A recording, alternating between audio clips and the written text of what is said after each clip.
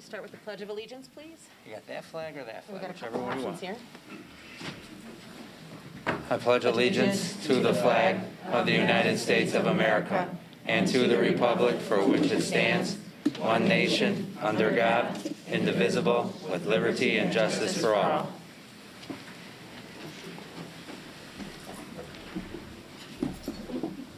Would you please take the roll? I'm sorry, I can't see you back there.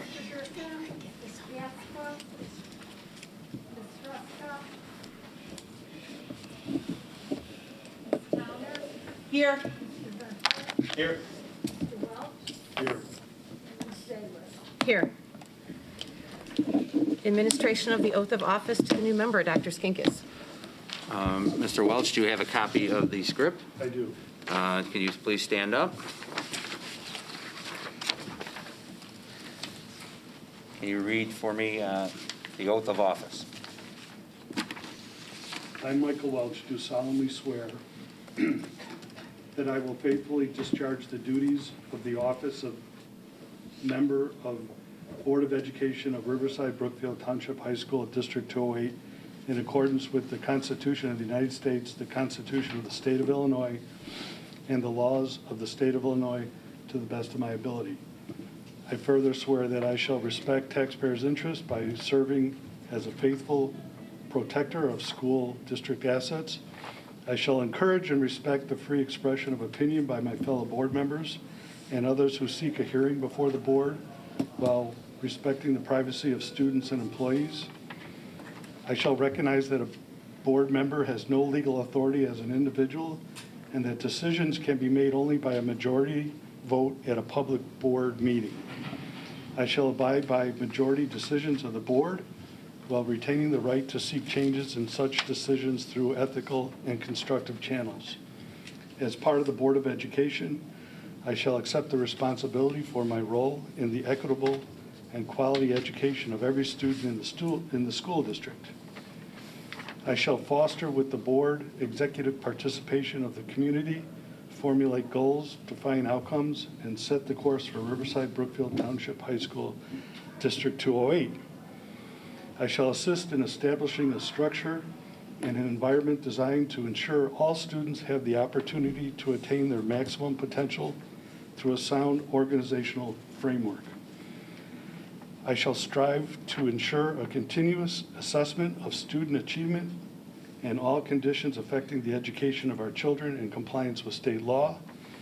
I shall serve as an education's key advocate on behalf of the students and our community school to advance the vision for Riverside Brookfield Township High School District 208, and I shall strive to work together with the district superintendent to lead the school district toward fulfilling the vision the board has created, fostering excellence for every student in the areas of academic skills, knowledge, citizenship, and personal development. Thank you, Mike. Welcome back.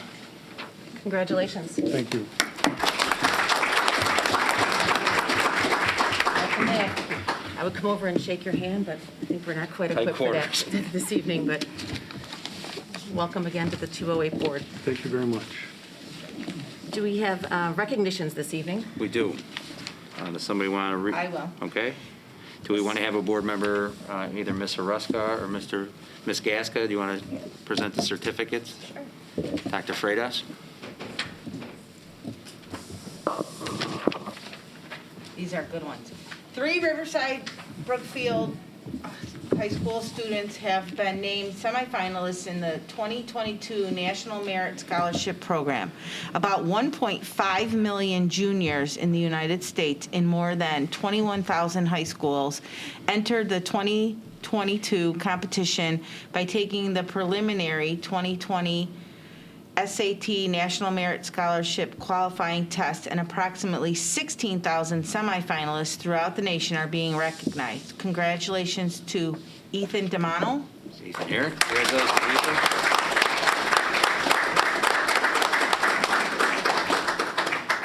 Grantham Gallier,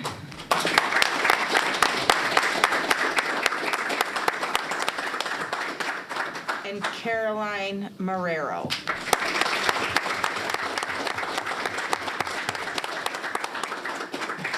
One student has been named a commended student in the 2022 National Merit Scholarship Program. Approximately 34,000 commended students throughout the nation are being recognized. Congratulations to Alexandra Kruger.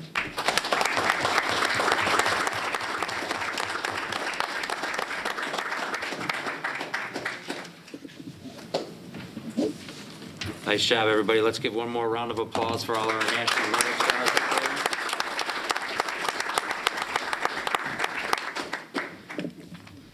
Do we have any visitors this evening? Anyone for visitor statements? Okay. I would ask leave of the board to take a few items out of order in honor of, or out of respect for some of the speakers we have this evening. I would suggest that we take the parent groups, which is Roman numeral 9C, at this time. Student then- Association will first. Yeah, do you want to start there? Sure. And then we could, student A, advisors. C. Claire, you're the only student advisor today. Are you okay going after Dr. Freitas? Yeah. Okay, so we'll do that. We'll move student advisors after the principal's report, and we'll do student association to start, and then go into the parent groups, okay? Yep. So, student association, please. There they are. Hi. It's okay. That's Come on up. awesome. You have to introduce yourself. Oh, of course. That makes sense. Welcome back. Yes, that's what I was going to start with. It's nice to see all of you guys again. It's nice to see you too. Yes. Last time Madison and I were here, we had a whole different team. So to get started, we want to introduce our new executive board Okay. for this year. We're going to introduce ourselves, and then we're going to go over just like some stuff that we are also in besides Student Association. So to get started, my name is Amanda DeForty. I'm the president of the exec board. I am also on the NHS exec board and Best Buddies exec board. I played 3 varsity sports, soccer, swim, and cheer. And I recently became a new member of the Girl Up Club. I'm Madison. I am the Vice President of Student Association, and I am also the Spirit Leader for Band. I am a Managing Editor for Clarion, and I'm on tennis and basketball as well. My name is Jillian Dowling. I'm the Secretary of the Exec Board. I'm also President of NHS. I'm on the Exec Board for Model UN. I'm also on Math Team, Music Honor Society, and some sports as well. Some sports. What sports? Water polo and swimming. There you go. I'm Mary Izzo. I'm the treasurer of the executive board. I'm also the treasurer for the NHS executive board. I'm involved in Best Buddies, and I also swim and play water polo. I'm Nicole Gentile. I'm the Director of Communications for the SA Exec Board. I'm in NHS. I play basketball, and I'm in a few other clubs like Best Buddies, AST. I'm joining Girl Up, maybe a few more. We'll see. Hi, I'm Ella Proto, and I am the student spokesperson of the exec board, and I am involved in the dance department, and I'm also in Best Buddies. Great. Girls who don't sleep. Yeah. Right. Before the school year started, we hosted our freshman orientation for the class of 2026. We only had about 300 freshmen attend, which we'd hoped for more because their class consists of like 430, I believe. But other than that, it was a great success. We divided everybody into groups of 15 freshmen with 3 or 4 of our SA members just to make it a little bit less intimidating and a lot more accessible for questions. It's a great opportunity for these freshmen to meet upperclassmen who they wouldn't meet otherwise. After we introduced ourselves and Dr. Freitas gave them a warm welcome, we also gave them tips about like navigating the school, schedules, everything like that, and we also gave them tours. The final thing that I want to say is that the main emphasis of our freshman orientation was to get involved, which ended up being very successful because the beginning of the school year was insane. Yes. Lots of involvement. So either Madison or Ella is going to talk about that. Yeah. I don't care. I don't have to. Okay, just kidding. So, like Jill said, in the beginning of the school year, we had a lot of involvement. And it was really great because we were very excited to see everyone back in the building and seeing people get involved. We had an insane amount of involvement, especially our first meeting of Student Association. Nearly about 100 people showed And up. it was in this room, Yeah, so it was packed. you can imagine. You should not put 100 people in this room. We had people sitting on the floors, but honestly, it was just great seeing everyone come and be involved. We also saw a lot of people, with our last week being homecoming, like Spirit Week, a lot of people were participating in that, which is really awesome to see. And it's not just in Student Association. We've seen a lot of involvement in other clubs we're all involved in, and then like other clubs other students are involved in as well. We're really pleased with how it's been going so far, and we're excited to continue working with administration and everyone else in the school to make sure that we're just getting more and more students involved and continuing to increase involvement of how it is right now.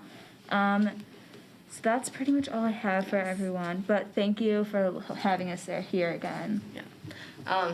And like one of our unspoken like sayings for this year is like, it's cool to be involved. So Great. the more we say it, the more we're hoping people start to be like, the younger classmen especially, man. Especially younger classmates. You know, it's nice to be involved. It's okay to be. It's cool to care about what's going on in your school. What I wanted to go over is talk to you guys how homecoming and the pep rally went, because those were so fun. So we've been planning out homecoming and the pep rally since before school even started. It's just something that takes a lot of time. You don't realize how much it does until you do it, and you're like, okay. Both of them were very successful. To cover all of the bases, we all split into 3 different groups. We had Jillian and then Mary. They were the head of the decorations committee. And while they just took down all the decorations in the atrium today, it looked beautiful. It was awesome. I think it was the best decorated so far, but I might have a biased opinion. And they also decorated the field outside, decorated as much as we could because it is, on the field. And then Nicole and Ella, they led our Spirit Week committee, and they were in total they planned 6 days. The Monday after homecoming was pajama day, which I hope is a continued tradition at RB, because who really wants to get up and put jeans on the Monday after homecoming? They also planned out our penny pinch this year, and we do penny pinch, I want to say every single year. We have it where dollars and pennies are positive points, if I'm correct. Yeah. It's Yes. the most confusing thing. I know. Every day I went to the business office, I was Yeah, watching yeah, it. yeah, I'm like, why are you not counting quarters? You're Because counting they're pennies. negative. The silver is negative. That's how you Okay. sabotage The more we the say it other on the guy. announcements, the more we say it every day. Me and Madison on the announcements, we're like hoping people start to get it. But people did understand it because we were able to raise over $1,400, Wow. which is That's just beautiful. And we are so And thankful. where does that go? Where do you? Yes, so this is all going to Fiona Callahan. She is a senior this year. She's not directly a student at RB, but she is a part of the RB Best Buddies. She is an awesome human being, super awesome. Like, she's just so kind. Her and her mom are just beams of light. Over the summer, I want to say, or in the beginning of the school year, some members of the Riverside Brookfield community created Fiona's Friends as a way for her and her mother to be relieved of some of the medical bills. So when we heard about that, we knew right away that we wanted to raise money for her. So we're really grateful that we were able to do that. And then finally, Madison and I, we were heads of the pep rally committee. The pep rally was so fun. We had so many participants. We had students from each grade level. We had staff participants. One of them was Dr. Freitas himself, who also came to the pep rally dressed as one of the Dynamos from Donna and the Dynamos. If you watched Mamma Mia's, hilarious. It was awesome. We also have an amazing band, cheerleading program, POMS program, hip hop club also performed, and the senior guys had a funny dance that they did this year at the pep rally. The dance itself was held last Saturday from 7 to 10 on the field due to COVID restrictions. Mr. Mannon hired an amazing DJ, kept everyone dancing the entire night. The overall consensus that we had from students was that they really enjoyed the homecoming. And a lot of them really liked that it was outside, but to be fair, we got very lucky with the weather. So, Yes. like, we could not have a more perfect day for that. And that's about all we got for you guys. So thank you guys for taking time out of your meeting to listen to us. Yeah, thank you. Thank you for putting together a great homecoming week through some tough conditions, and your perseverance in the school. And I mean, every day was awesome. I mean, everybody was wearing their jerseys, pajamas, penny pinch. It was really Yeah. good to see, because that's been missing for the last year and a half, 2 years, right? Yeah, So, and what I forgot to say was that we had a whole bunch of teachers who came up to us, and specifically Miss Yola and Miss Kayla, who are our sponsors, who said, it's amazing how many people are participating in Spirit Weeks. Like, I've never seen it before in my 4 years of being here. Just the amount of people who were ready and who were excited. And even though some of the days were a little bit more difficult, like Fancy Day, we had people walking down the hallways in prom dresses. Like, Sweet. it was amazing. Please Well, you guys did continue a great your job, yeah. please continue your push to get kids involved, especially our underclassmen, right? I think as we get back into some normalcy of being back in school full time and activities and athletics and everything being back up, encourage those students to get involved, whether it's a club or regardless. Yeah, that's we really appreciate that push because it's important for everybody to get involved. So thank you. That's your challenge, right? Is that there's that bounce back effect, right? They want, because it's been absent for so long, but Yeah. how do you keep that going? Yes. The message I would like to reiterate is from Dr. Skinkis and Ms. Towner, but people need to be asked and welcomed in, and it seems like you all have that talent or that have been taught that by others, and so please continue to invite people in. It sounds like you've done an amazing job of getting people engaged and already had that starting, so continue that, and hopefully we can get more boys involved too. But Yeah. We're working on it. Yeah. Last year, to be fair, we did have a few boys on the board. So. women are the future, so Yes, they I are. have no problems with you being here, but it'd be nice to get some of the boys in there too. So Yeah. get them involved. Thank you all very much. We appreciate it.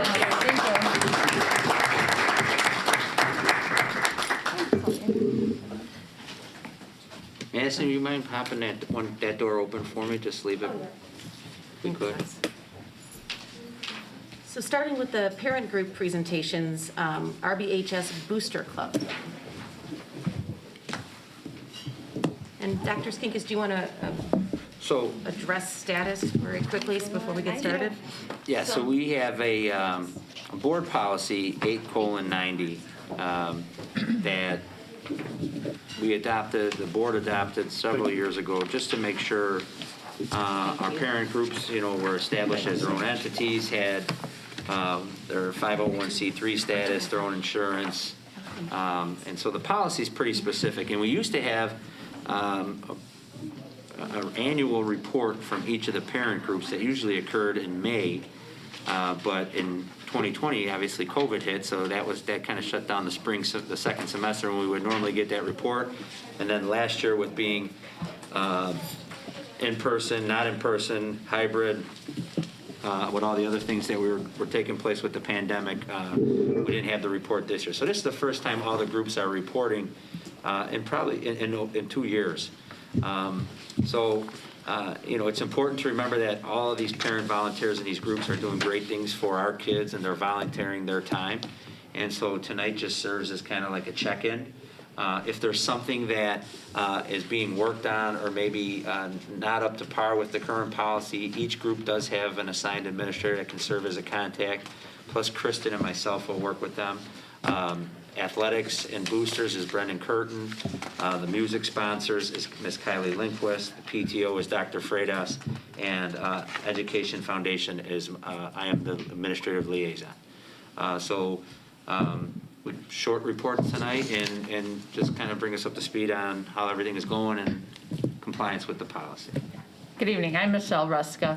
The booster president, Brian Toomey, is unable to make it to tonight's meeting as he's on a recruiting visit with his son, but I will be sharing his prepared remarks on his behalf. To the RB School Board, fellow parent organizations, and RB community, I'm sorry to be missing the meeting tonight, but I'm excited to share important updates from the RB Booster Club. We have prepared handouts of our 2020-2021 school year annual report, which we encourage you to review. It is also posted on our website at www.rbsportsboosters.com. I'd like to highlight a few key items from the report in these remarks. First of all, I'd like to extend a warm welcome to our 21-22 RB Sports Boosters Executive Board members. Nick Novak and Michelle Ruska are our new vice presidents. Angela Izzo is our treasurer, and Tricia McVicker serves as our secretary. Also, despite the challenges of 2021 school year, we are proud to be able to present our second annual slate of RB Sports Boosters Senior Bulldog Scholarships in the spring of 2021. This $500 scholarship was received by 4 Bulldog student athletes, 2 male, 2 female. As you can imagine, fundraising during the pandemic for a booster club, whose main source of income was concessions, was a primary concern for us last year. The Booster Executive Board, in an effort to implement creative and alternative ways to support fundraising in 2020-21 school year during a pandemic, launched a pilot Facebook-based online auction event.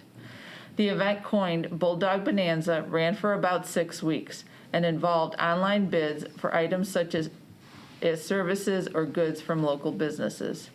Nearly 960 members joined the Bulldog Bonanza group, and we were able to partner with dozens of local businesses to make auction offerings.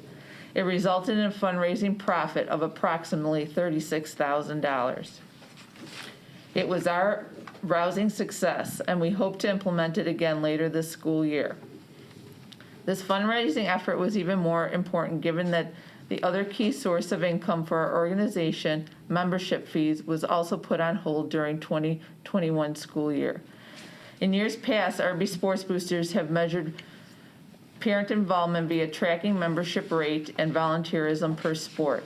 In 2020-2021 school year, where little activities could be held, we made the decision to allow all parents to be booster members without a membership fee or registration process. We encourage feedback from the parent community with the hope of keeping parents engaged until the following school year. Membership registration is back for the 21-22 school year, and we have high hopes for impressive numbers in the coming school year. We are currently at about 225 members and hope to see another jump in numbers with the transition to winter sports. Funding requests dispersed for 2020-2021 were $22,896.28, which the details are provided in the table that's included in the annual report.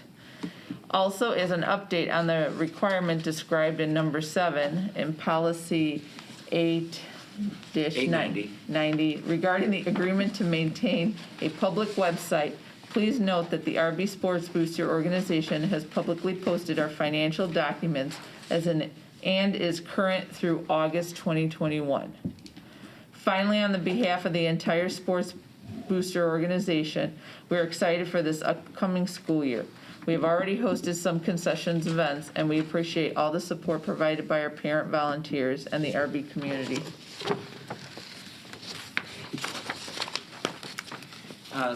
There was one question submitted. I know the 501c3 status is up. Is there a corporation status too? And what is the new name of the boosters, I thought? It is, yeah, that was the RB Parent Sports Club, Inc. RB Parent. So the original boosters, I don't know if it was dissolved, but it was changed in 2018. I have a copy of our good standing. We are involved with Parent Boosters USA, who handles a lot of our paperwork, our filings.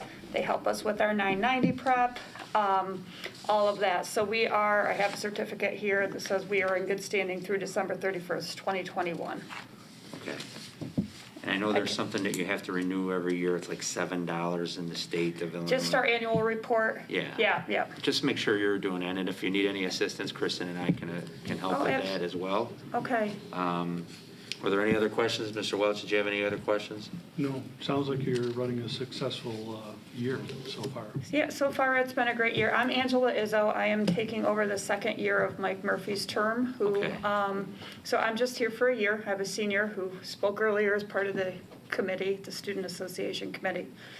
One thing that I've done this year as far as being treasurer is try to automate it as much as possible. We are now using QuickBooks, bank feeds, trying to get everything, the process a lot more simple for the next person that comes around, because Mike Murphy, I don't know how he did what he did. It was, it's just a tremendous amount of work. And so I'm trying to just make it more automated, more accurate, and easier for a volunteer going forward. And the message we'll share tonight with all our parent groups, I think the purpose of this policy several years ago was just to make sure there was some transparency and accountability to, all the great things you guys are doing. Mm-hmm. And it also provides an opportunity for parents and people in the community to see all the things you donate back to the school. So a big thank you from the school district as well. Yeah, absolutely. Oh, go ahead, Laura. Yeah, I have two questions. Just for information, why did Boosters make that change? Just, to understand why you went from like a Boosters Club to like that Inc. thing? And then my second question was, is there a non-parent membership where people who are alumni or alumni students who are living in the area can also become booster members? There's And like then- 10 different levels. There's individuals, senior, Okay. Alumni, future alumni, community. community, there are a bunch of different levels. The membership's all on the website and the Okay. athletics. So Michelle was a coach of my kids years ago. It's tremendous. So fun to see you again. But I'm just curious how that transition to like the national helps you, or I've never heard of that, so that's quite impressive. Honestly, that happened in 2018, which was before my time, but this is just, we pay a fee to this Parents Booster Okay. organization, and they just provide services helping us keep everything filed, timely, and, Yeah. up and up. So I'm not exactly sure the reason for the change, but I think things are going very well. Fantastic. Yeah. Any additional questions? No, just comment, the Bonanza was so fun, I can't Oh wait my till you start gosh. doing it again. I would just say thank you guys very much. Did you have something to say? I had a fun time with the Bonanza as well. I wish I did more winning, but Yeah, right. Absolutely. Right. It was a great fundraiser idea, but we absolutely support your work, and thank you for all the support you guys give back to the district and the students. And I'm looking at your list of expenditures. I mean, these are things that are needed by the different teams, and they're really appreciated by all the student athletes. So, and thank you guys for all your volunteer time, and we Well, appreciate thank it. you. Have some exciting things coming this school year too. So, Great, yes. thank you, ladies. Thank you for your time tonight. Thank you. Thank you very much.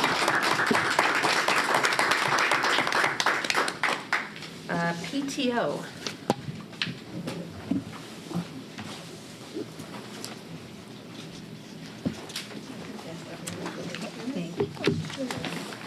thank you very much.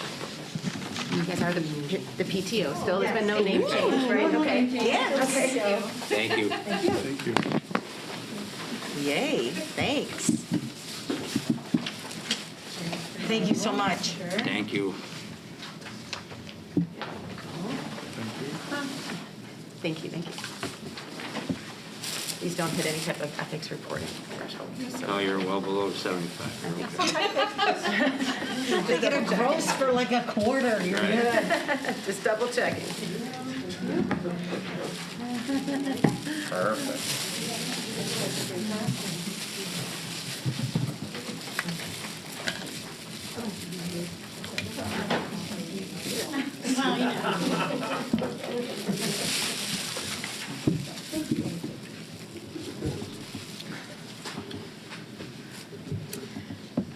Hello.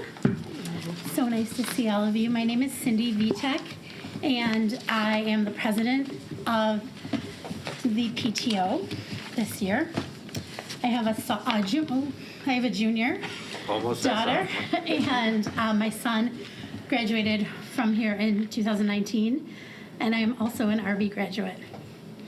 But I won't tell you what year. So I am pleased to tell you about our officers for the 2021-22 school year. This is Courtney Erb, and she is the Vice President of Communications. Julie Lobby is our Vice President of Membership. Amy Regan is our Vice President of Philanthropy.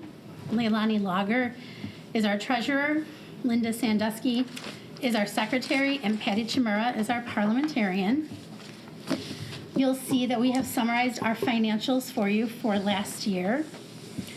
You'll see our income from fundraising and membership and other, and then our expenses.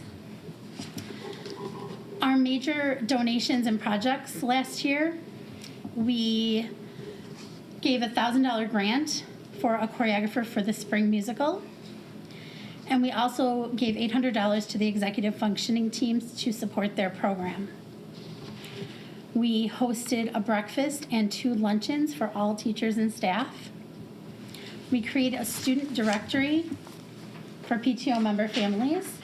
If you're not a member, you maybe are not familiar with this, but this has a list of all of the students and parents at the school who have not opted out.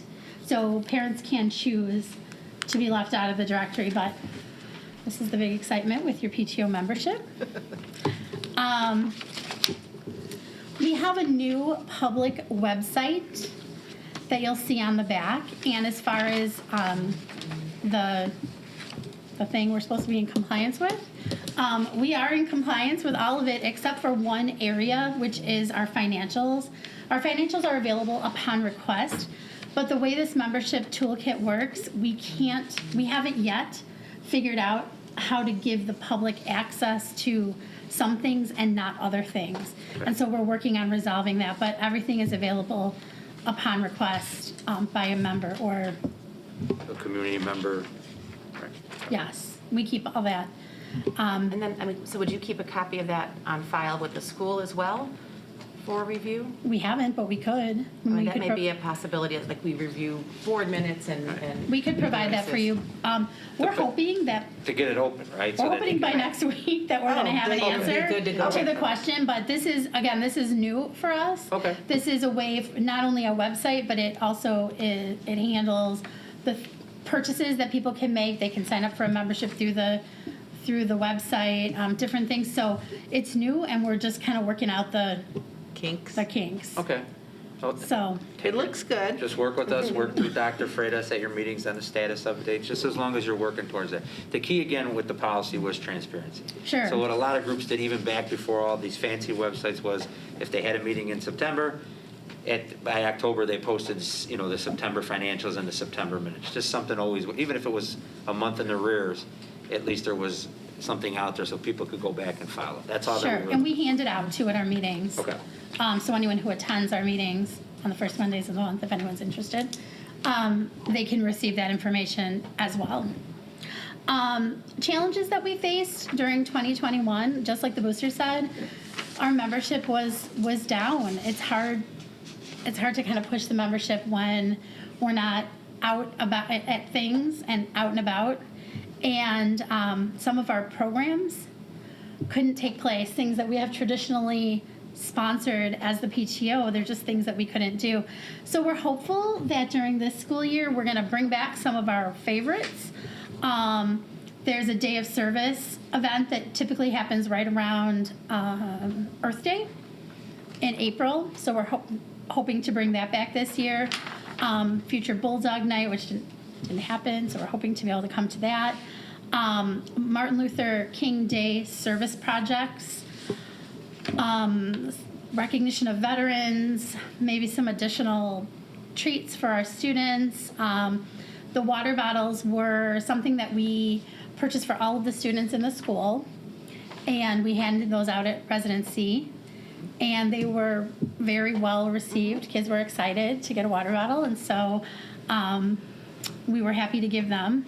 And some art supplies. We have heard that there are some students perhaps who are interested in pursuing art that cannot afford the more expensive art supplies, and so we're hoping to provide some money to that end this year as well. And then one more thing that we talked about was establishing a scholarship. We haven't quite worked out all those details either, but something that came up at our last meeting. Great. So we're looking forward to some new and exciting ventures this year. And then, thanks. So then this second page that you got is our philanthropy report. So there was one grant request from Sarah Johnson for the spring musical choreography, which we have funded for the past several years. The executive functioning team was granted $800 to support their program in the spring of 2020, but they couldn't do that, obviously. So we just approved another grant for $1,000 to support them for this school year as well. Most of our fundraising comes through our memberships, but we do a few other things. One thing that we do is yard signs. So you'll see the first one, it says senior and graduate. That is a reversible yard sign. And then there's the Home of the Bulldog. And those were both revamped to be like it's like the cleaner looking bulldog. And those are each $20. And we tend to sell out of those senior signs pretty rapidly. We keep having to do a reprint, so that's great. I love to see those around town. We also have sport and club decals. They're stickers. They're 4 inches. And we have sports and clubs, all the sports and clubs that the office says still exist in the school. Those are $5. And then last year we added 6-inch car magnets. And we started with a bulldog magnet and then and the larger sports. But we have received requests from golf and cheerleading and other sports have placed an order directly with us to provide magnets for their sport. So, and we use the Graphics 2000 for all of our decals and magnets and signs. And they've been really, really good to us over the year, really giving us good prices and a really fast turnaround on all of our products. Okay. Any questions or comments for the PTO? Anyone? Could you just restate when your meetings are? Was it the first Sunday? The first Monday. First Monday. The first Monday of the every month. Okay. If there's not a holiday. And they're at 7 o'clock, and they're right here in this room. Okay. So you're welcome to come. All right. Sounds good. Well, we definitely appreciate everything you guys do. These are some really interesting sales items, and you're so engaged with everything. And the water bottles, I can tell you for my kids, were a big hit this year. So I know the staff Thank really you. appreciates the lunch and the breakfast, so thank Oh, you very good. much. Thank you on that. that's great. We love doing it. We really do. And it's so nice to see everyone back and It is, it is. just see all the teachers and the kids. It's just lovely. We So appreciate you guys sticking with us through all that and continuing to help us out through this. So thank you very much for all the work that you do as well. thank you. Thank you.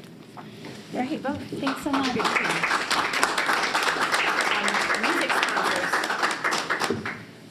Music sponsors. Music sponsors.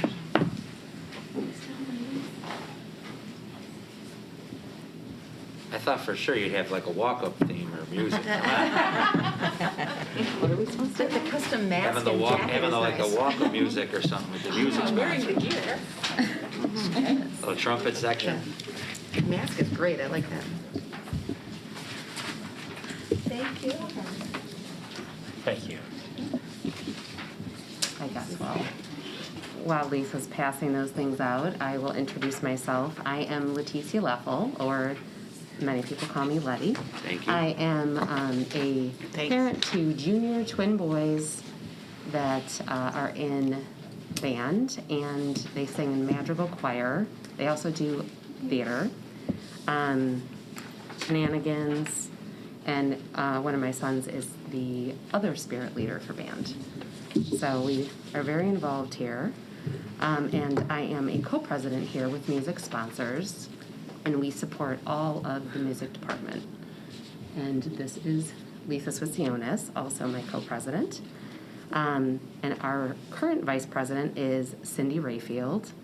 Our former treasurer was Anne Marie Dixon, and we have a new treasurer this year, Kirsten Bell.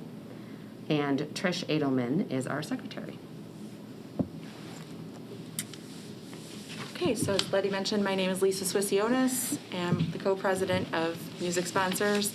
I do have a junior daughter here, Sophie, who's in the band, wind ensemble, and is on the golf team and soccer. And then my son Max is here, and unfortunately not in the music department, but plays soccer and baseball. So we're very busy. And we just wanted to, we'll give you this brief update. I know we don't have to tell you who's on the music department staff, but we really have the pleasure of working with Mr. Baum and Mr. Loeb, and we just want to say that we're just so exceptionally grateful that Mr. Loeb is with us here, and we know he's sharing time, but I think that, it seems like that's working out really well, and we're just so grateful that he's remained on the staff. And then, so I had more of last year focus, so we did have Miss Prince all of last year, and that was also a real honor and pleasure to work with her, and we miss her very much.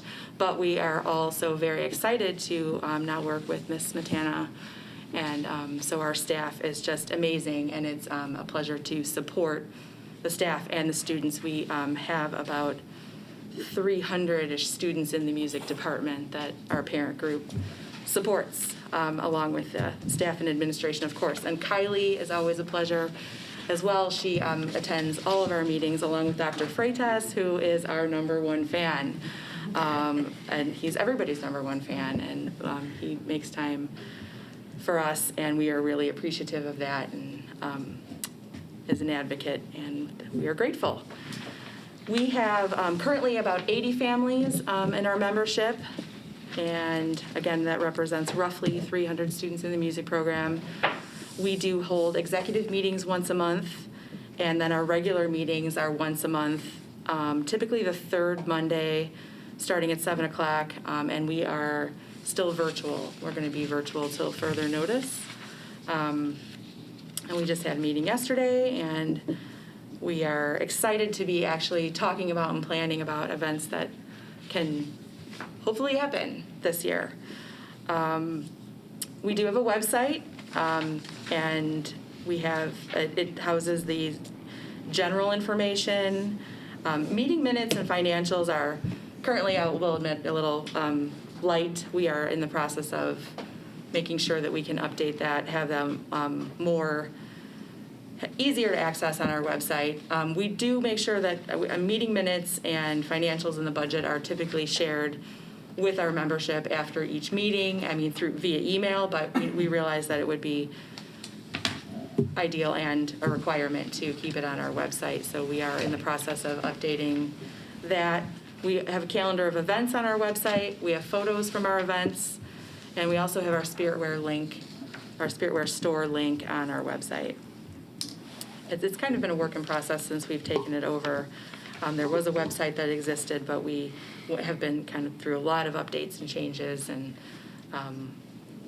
we'll make sure to keep it current. We're actually we're in the process of building our committees for the year, so we're hoping that we'll have someone who will be a website coordinator, along with other committees that we have more needs this year that we're excited about. With our focus, again, just to give you a recap a little bit of what we were able to do last year, we did host an open mic night, enabling our performers, just giving them another venue, especially in a pandemic. We had no ensemble or performance opportunities, so the open mic night allowed us to be outside in Brookfield at Kiwanis Park under the band shell, and that was really awesome. We had a lot of support from the staff and students. We had about 20 performers, and we had a little rain, but it didn't matter. We're just so happy to be out there and, kind of do something that, wasn't necessarily dictated by the staff, or wasn't concert music necessarily. It was just something that you wanted to perform, and we created that venue. So we're proud of that. We also streamed that event. And I just want to also, so then some of the other things that happened, but, because we weren't able to have live performances, we had a field show with no instruments. That was heartbreaking, but also amazing, because then that field show was set to music that our band directors and music directors, Mr. Baum and Mr. Lowe, put countless hours into matching the pre-recorded music from the kids to the pre-recorded field show marching. It was just incredible, and it was sad, that we couldn't do it live, but it was something, and we were very proud of that, and we just know that was a tremendous effort that we're very grateful for. And we've already had so many football games now under our belt, and it's so great to be back and in the end zone and on the field and back over by the student section, and just the feeling of, those drums, I don't know, there's nothing like it. I don't know, I think it just brings us all together. And we've also had 2 parades this year so far. We were in the von Steuben parade, I don't know if I say that right ever, and the LaGrange Pet Parade. So we've had so many music sponsor volunteers come out and help us with those events in addition to the football games, and that has been wonderful. Just really great to be back and playing together again. It's something I know that my daughter and her sons really miss, the playing together. Playing in your living room gets really old, like really fast, and for everyone in the home. Just gonna say that it's lovely, but so so another main reason that we exist is to help enrich our students. That would be like the number one reason that we raise money, is to enrich their musical education and support things like individual music lessons and summer that can happen in the summer, and summer camp for our drum majors. Last year we spent about $4,000, and we were able to give out about 13 awards. We are considering trying to have more enrichment throughout the year, like bring in maybe possibly some master classes, or maybe have some mid-year scholarships or lessons, maybe to fill some needs of, like, for example, if someone switches an instrument, that might be something that we can support to help them individually, but which also helps the entire department, that now the group is complete. So those are some other things we're looking at now. And under awards and gifts, music sponsors awards seniors with banners. I'm sure everyone has seen all of the banners, and sports does it, but our music department does it now too, and all seniors will receive a banner. The marching band is out there currently, but all music departments will have banners throughout the year. We also provide senior t-shirts, and our big award ceremony at the end is called the Apollo Awards, and took a little bit of a different, had a different feeling the last couple of years. Actually, last year, we were able to be in person with that. First one we've ever were a part of was virtual. So, but it's really an awesome ceremony that recognizes the kids, and it's another performance opportunity. That is the part that was still virtual, so maybe this year it'll be live. We fund the awards for that ceremony. And we want to give a big shout out to the Board of Ed and the district for financing the letters and pins that go to all of the music department through the NEF company.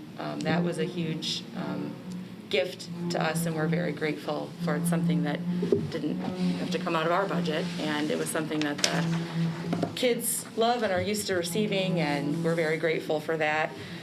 Another area that we would support if it happens is every other year the music department has gone on a trip. I know there's been a lot of talk about whether it can happen or not. If it does, there's fundraising opportunities that we help the kids so that they can fund their way to a trip. If it doesn't, we still fundraise for the department in general, but it's just, we would also send chaperones, and we just typically have a lot to do with details that are involved in planning a trip like that.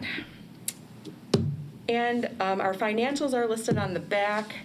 We have roughly $5,000 in our account to kick off this year, and we are in the process of approving our budget for the upcoming year. And Lisa, are you guys an established 501c3 yet? Have you established that? We are. Okay. And so do you have that posted on the website? We are. Well, that's another thing we are working on. We're trying to confirm our filing status. And okay. So that we that was something we just checked on, and someone's asked if that was up to date. If not, let's just keep us in the loop, work with it, keep Kylie and me in the loop, and we can help you with whatever we need to do. Because I know music sponsors used to be under PTO several years ago. You broke off about 4 or 5 years ago, is that correct? Maybe. Okay. Sorry. About 5? History. That is longer than that, but yeah. Yeah. Okay. Yeah. But and so just want to make sure that we have all the same things that we're asking for everybody else. Absolutely. Understood. But that's not a problem. We can help you with whatever you need with that as well. So just let us know. Okay? Great. Thank you. And I would also suggest we're still talking through some things tonight. But if there's something that's in-state, it might be easier in this year than out-of-state. I know James had talked to us about trying to get an answer, and it's just, there's a lot of moving pieces right now. And so we want to make sure we can keep kids in person, keep playing and doing things. But if there was something in-state that maybe you guys wanted to attend, that might be something we could work out a lot quicker and in shorter notice than like the big, because I know you start selling cheesecakes and the bread and all that stuff like 6-8 months before the trip, right? And I'm sure the planning starts the year before, right? Yeah. And so I don't want to hold that back. Right, the difference is then we could just do that for our department in general, but if we know if we are going to have a trip, then the kids actually get individual credit for their sales. Sure. And so it gets a little bit, logistically, just trying to juggle that. And what if we raised money individually for a trip that doesn't happen? Like, then what happens to the money? And it just And gets that's a what I'm little saying. There's a messy. lot of moving pieces that with Yeah. the board, that's what we were talking about. Like the out-of-state piece is just, we're not really there. You can't see my facial expressions, but we're not really There's there, a lot right? of challenges, I would say. Right. Yeah. So if Well, there and was I know that- something in-state, that could be a nice, We'd rather have the opportunity to do a trip rather than no trip. I mean, I think just something that's safe to just say, something to like- think about with the No. teachers and everybody like that. Well, when you go in state, we'd have to look into it and see. Well, yeah. Right. Any comments or questions? Oh, I would just like to say thank you. Looking at this budget, a lot of this money has gone directly to me and my education as a musician. And I know that every event we have, every parade, every game, the music sponsors are there, for pregame. And at the halftime show, they're bringing out the podiums, making sure they're stable so I don't fall. They truly hold us up in every way possible. So whatever we can do to keep them going is anything, the best effort we can make. thank you. Claire. Thank you. Any comments or questions from anyone down here? And because of COVID, you were unable to do any 4th of July parades? We did 3. We did. This year, we did have. We actually, this was the three. first year that we got all So you three actually did towns, it. so You we had, said two, but we split them, correct? We did Riverside, Brookfield, and North Riverside. And That's right. Dr. And Frank I totally Marshall. forgot about the summer. You Yes. skipped all of July. Skipped all the summer, and my did daughter was in all June 3 of those parades. It's okay. Yes. You did? 5 parades. And that was a huge thing with all the communities, because we always used to get questions from North Riverside, and everybody was moving their parades a few years ago. And so thank you for helping support that. That really went over really well Yeah, it with all of worked our out. parents. And that will help increase exposure to the band and everything that the fine arts stand for. So please continue with that. That's awesome. Thank you. Thank you. Yes, thank you for everything you do for You guys are the music vital. department. Absolutely. Thank you both. Education Foundation, last but not least.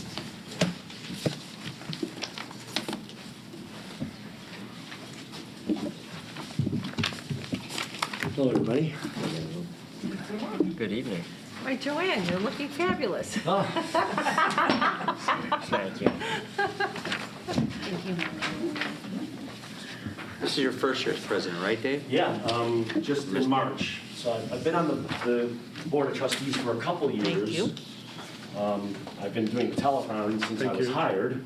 So, They had TVs back then? yeah, they had CDs back then. Okay. Ramona, I think we're the same age. Right? We are. Just checking. So anyway, but thank you so much, and I'll try to keep this brief. So first of all, so I'm the new president, David Montegan. I took over in March, and that was kind of the plan. Jim Franco in our Student Services Department, he just did an incredible job.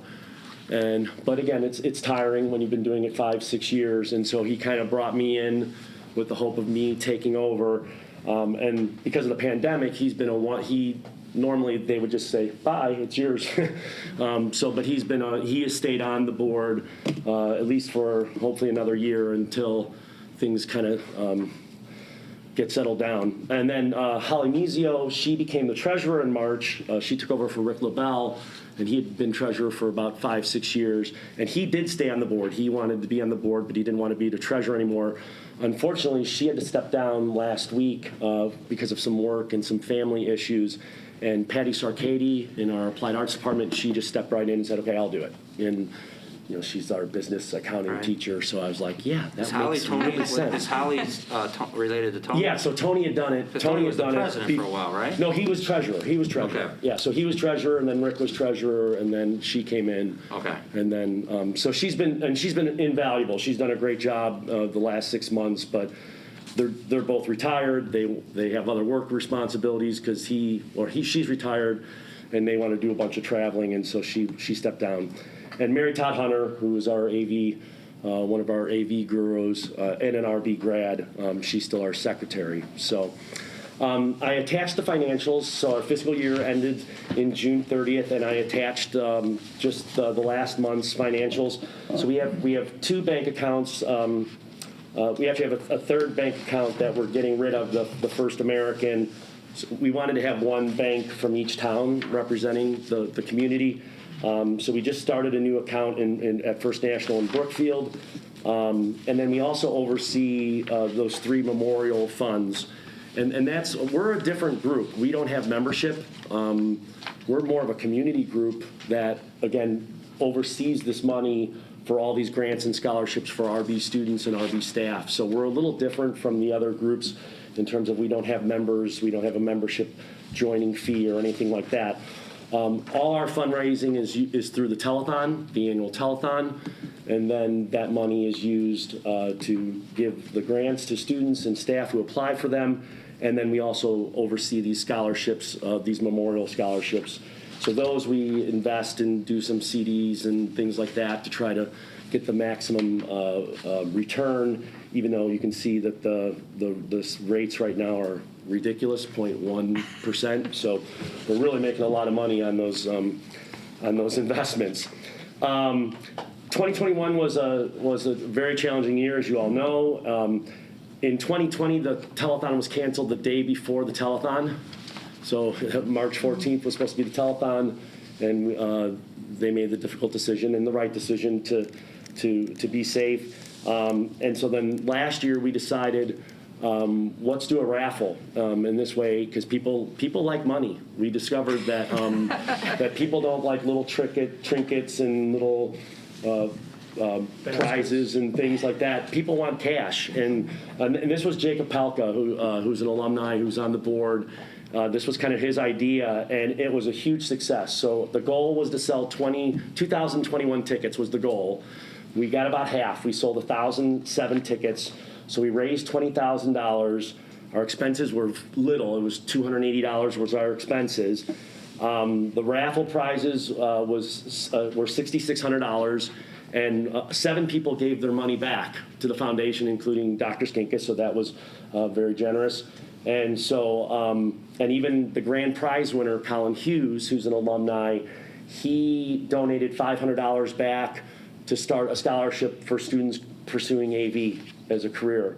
And so again, the generosity, both from the people who bought the tickets and the people who won, was just overwhelming and deeply grateful.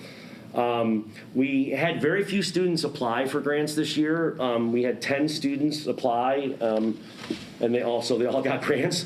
So we funded $4,900 of their summer grants, and the grants are for enrichment. There's a lot of rules on what the grants can be used for, but basically it's enrichment, something that they can't normally get in the classroom. We only had 1 faculty member apply for a grant, Ms. Moritzen, who's, if you know her, she's outstanding. This year we had 2 different things that we haven't done in the past. The RB Theater Group applied for a grant because they were running that huge summer camp. And initially we were kind of hemming and hawing about it, but then we thought, wait a minute, there's 60 kids in this program. If these 60 kids had all applied for a grant, we would have all gave them a grant. So we said, what are we doing? So we gave them $2,000, and they were so grateful because they were able to reduce the fees for students in need. They were able to waive fees for students who couldn't pay at all. And then in turn, the kids did internships with the choreographer and the crew. So Ms. Johnson and Ms. Stanky, they were so grateful for that. And then the executive functioning team, they applied for a grant. And again, normally that doesn't fit our definition of a grant, But with the Heindel Fund, we have a special use leeway in the wording of that grant or that fund. And we just felt that executive functioning was so important. Everybody was greatly impressed by the presentation that the executive functioning team gave us. And we were like, yes, we want to help. And so we were able to give a $1,000 one-time special use grant for them. And so we netted $5,500 from the raffle. So that was great. Everything is up to date on our website. It's rbef.tv. And Miss Arcady's helping. I've done a lot of things with Weebly's, and she's helping me as well. But all the agendas are there, all the minutes are there, all the financials each month are there. We were trying to get it to a nice where it was like a drop down. Here's September, and here the 3 things are. We can't get it to work on Weebly, so we just have 3 separate pages. So each page is there for your perusal, and all the past winners and all kinds of things. And we want to update that a little bit. But again, it's been 2 years since we've had a telethon. Under 501c3, David? Yes, we are. Yeah, everything's up to date on that. I have to say that you guys definitely, I mean, they did a really good job because it's right, like it's on every page, Yep. right? Not only the 501c3 status, but the insurance Yep. paperwork, right? Yep. And the bylaws Yep. like appear on every page, which Yep. is what we were asking Right. for the transparency piece. Well, So that's- outstanding. Thank you. And that wasn't me. That was my predecessor. I tweaked it a little bit, but no, that was there. So we've hopefully done a good job on that. We meet usually the 3rd Monday of every month. This month we're meeting the 4th because I have a conflict, so it's October 25th. We've been meeting virtually. A couple people have had some health issues, and so we've just kind of stayed the virtual. And it's kind of nice because you worked all day, and then it's 7 o'clock, and you can be in your casual clothes and just get on the Zoom. Joanne is still one of our driving forces, and I love her. I've known her for 32 years now, and she's still going strong. And so we do have special meetings, and I guess we've had Dr. Freitas come to a meeting before. I think we've had the PTO, I think maybe one or twice we've had someone there, so we kind of did a little overlap. But I guess anybody's welcome to attend. It's just, like I said, we're not a typical parent group. In fact, there's only really 1 parent on the board, or 2 parents on the board right now. For the future, right now, our bylaws say we should have 11 members, or that's the maximum. We've been down to about 8. Now we're sitting about 10. So we've got 2 new staff members on this year, which is great. So Patty Sarkady jumped on in August, and Sarah Johnson just jumped on last month. So we're really glad for the 2 of them. But Jim's also going to be weaning out, so we're probably going to try to find somebody else to help with take Jim's place. We've set the date for next year's telethon, so that is April 9th, 2022. But we're going to stick with the raffle format. We're going to still do the raffle. So I think the goal is we're going to do entertainment and then raffle. Entertainment, then raffle, entertainment, then raffle. Oh, that's a good idea. And you and I can still do our bantering like we normally do at the table. But, people want to see the kids and they want to see performers, and then they want to wait and hopefully their name gets pulled out of the bin. That's what they want. That's a good idea. I think Yeah, that'll be... and normally it's an 8-hour production plus all the pre-production. Now it's going to be 5 to 9, and we think it's going to be. We hope it's going to be. We were trying to shoot for Sunday night because we know that's a bigger TV night, Saturday night, but Sundays in April are we have Palm Sunday and Easter and then Spring Break Sunday. So Sundays. is that a Saturday? Is that what I'm That's a hearing? Saturday. Oh, Yes, it's a Saturday. Saturday, Okay. April 9th. Saturday, April 9th. Yes. I think the format change sounds great. Yeah, and we're still trying to book some bigger entertainment too, and but that's one of the because of COVID, people don't want to commit because if a bigger paying gig comes, they want to do the bigger paying gig. So but if not, the RB kids will perform and it'll be we great. got a lot of rock band classes. And Right, yeah. But I've reached out to Jim Peterick, and I've reached out to Greg Potter, and I've reached out to a couple other people, and I know Jacob's been reaching out to people, and hopefully we'll get a big name to draw some audience. And then the last thing, so there's some transition stuff. We don't have a vice president. We haven't had one for a long time. So if I get assassinated, I don't know who's in charge. And no one volunteered to be the vice president. So I don't. But we're working on that. And then the last thing, as some of you know, Julie Morley passed away unexpectedly in early August. She was the applied arts chair. She was a foods teacher here. She ran FCCLA, and she ran HERO, which is a home economics resource, or I can't remember what HERO stood for. But she was a legend in this building, and if you knew her,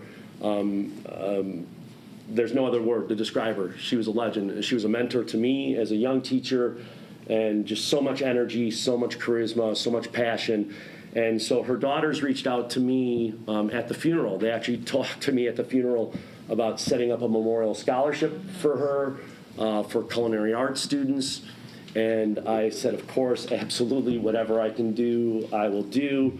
And I brought it to the RBF, and they said, this is what we do. All these other scholarships that we manage are very applied arts driven. So the RBF said, absolutely, we'll manage this. So far, we've raised $1,200 from alumni and from former colleagues. One of the alumni is planning a big dinner in February at his country club where he's the head chef. So as soon as I have the information, we'll post that on the website and I will share it with all of you. But we're hoping to get that seed money as high as possible, so then we can be awarding these scholarships for generations to come in her memory. So. Dave, thank you. Just make sure you continue to update your status. As I sent you in the email, if you need any assistance, me or Kristen can help you. But absolutely. This is great. Any questions, comments? I'm looking. I do have. Yeah. Are you using Weebly for education for free? I think we pay. Oh, you do pay. We do pay a fee. Because they're deprecating the free site. Okay, yeah. In the next 9 or 10 months. So I just wanted to. Yeah, we do pay because we don't have Weebly in our domain URL. Yeah, so we do pay. Cool. We do pay for the regular name. All my school ones are the free Weebly. Sure. So you're telling me those are all going to be gone? They're deprecating the site. Yeah, but they got bought out. Just all right, so you know. I got to buy those. So now. think about that. And any comments, questions from here? I think the format change is really great for the telethon. Yeah. My freshman year, I worked like a 16-hour telethon morning to after cleaning up. Long day. I think that'll be good for the students. That's what you young guys are good for. I think that'll be Us old guys. a good addition for students to be able to get involved while not having to spend. Do you also do the alumni, the RB alumni wall The downstairs? achievement, I don't know. I think that's It's a separate group that Dave's on, but yeah, we haven't met. Joanne used to. Joanne used to be on that committee we're talking too. about bringing that back this spring. Okay. Okay. I had assumed it was. Yeah, it's not through the RBF. directly. It's just it's an alumni association. I just think it probably hasn't had some alumni in the No, recent past. it's We been did about 18 was the last or 17? Yeah, with Greg and that, Yeah, and the drummer and the and- doctor. yes. The one doctor that was really, yeah. All right? Thank you. Thank you. Thank you, David. Have a good night. Okay, now we're slightly out of order. Jumping back up to Roman numeral 7A, district goal setting IASB process. So quick update on this. Dr. Skinkis and I had a good conversation with Lori Grant from IASB earlier this week or the week prior. Last week. It was kind of blended into one another.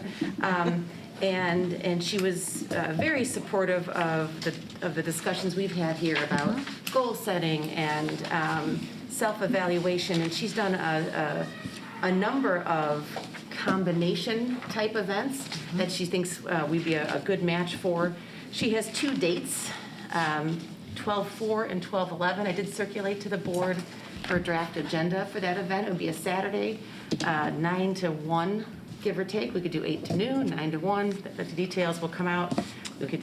Weren't there 3 dates? There was an October. There was an October date. And we're not going to go for the October date, is So, what you're telling me right now. That's what I'm telling you right now. But because after further discussion, we thought if we go to the session at III, we Thank will you. have a lot more to talk about. No, it was just my assumption we weren't going to get into that session at III, and so we were Doing this in I'm lieu going of? to struggle Okay. with those dates. That's my problem. So, okay. Okay, well, the challenge is her calendar is Sure. very full, and these were just some limited opportunities, and to Ms. Towner's point, since III is November 20-something, Thanksgiving, and we do have some access now to that goal-setting session, it really just makes sense to get some boots-on-the-ground knowledge there and then translate it. So I'm hopeful you can adjust your schedule somewhat, make part of it, and I think it was covered in the agenda. The board assessment piece is in closed session, the goal setting, is an open session. So it would be a meeting, and we would be able to have those discussions. Mona did a nice job setting up I'm going to call it SharePoint, and you're going to correct me again. Shared drive, a shared shared folder. drive. And so there's some information that we're starting to put there related to the historic goals of the district. I think Mr. Welch will most likely need access to that. I'll do that right now. Thank you. And then some other sort of documents I know that Ms. Ruska had shared. So I think as we get Yeah, I towards put this all that in there. December date, we'll hopefully have been able to do some homework and legwork on that front. So for clarification, is that December date the public one, or is that the closed session, and then there will be a public meeting following? It would be both. So closed session would be, give or take, the first hour, and then go into open session. And this is going to be a Saturday morning? Yes. The student advisors should participate Yeah. in the open session, Yeah, I would. if you can make it. Yeah, I just work Saturday, so I'll have to adjust my schedule for that. Okay. So we can do a quick straw poll on dates. Is anyone ready to look at calendars and get this? We do need to get back to Ms. Grant. Like I said, her schedule was really filling up. I am 100% out on December 4th. Okay, I will not be able to be okay. to attend them. The 11th is open? It's not, but I can try to be flexible and see if I can square that away. I should be able to square it away. Okay, I can do either. thank you. Anyone else? Miranda, did you have some schedule openness, hopefully on the 11th? Yes, either or, that's Okay. fine. Thank you. Yeah, since it's so far out, Okay. I'm fine, right? I can do either right now. And I will check with Bill as well. I know we see the email, but he had some medical issues. Mike, did you have any availability? So the email you sent me had 3 dates, the October one's out? Correct. Okay, so I can only do the 11th. Then that works out really well. Okay. It really works out really well, except for I'll make it Ryan. work. We're hopeful you I'll can make it work. make things work. That gets us a majority of us there, and I think it's important to do it on a Saturday as opposed to trying to schedule multiple weeknights. It gets a lot more complicated. And where is this going to be located? We'll do it here. Okay. We will do it here. She will come to us. So please take time to look at that agenda. It's a fairly high-level agenda, but it speaks to the areas of board governance from IASB. That would be the focus of her discussion, obviously. There's a lot of information on their website in terms of how they run these type of sessions. And we will have more information as we get closer to that date, but we can circle back with her tomorrow and commit to the 11th. Ms. Nardi, we'll do the conference room for the closed session piece, and then we could do 201 for the open session piece. So if you could reserve the room for December 11th. I would just say 8 to 1 to be safe, even if we decide to go 8:30 to 12:30 or Yeah. 9 to 1, whatever we decide. Okay, I have nothing else to add on communication strategies. Really, we can take off of this discussion item. It somewhat dovetails into that goal-setting process, so I'm going to strike this unless someone has anything else to add on at this time.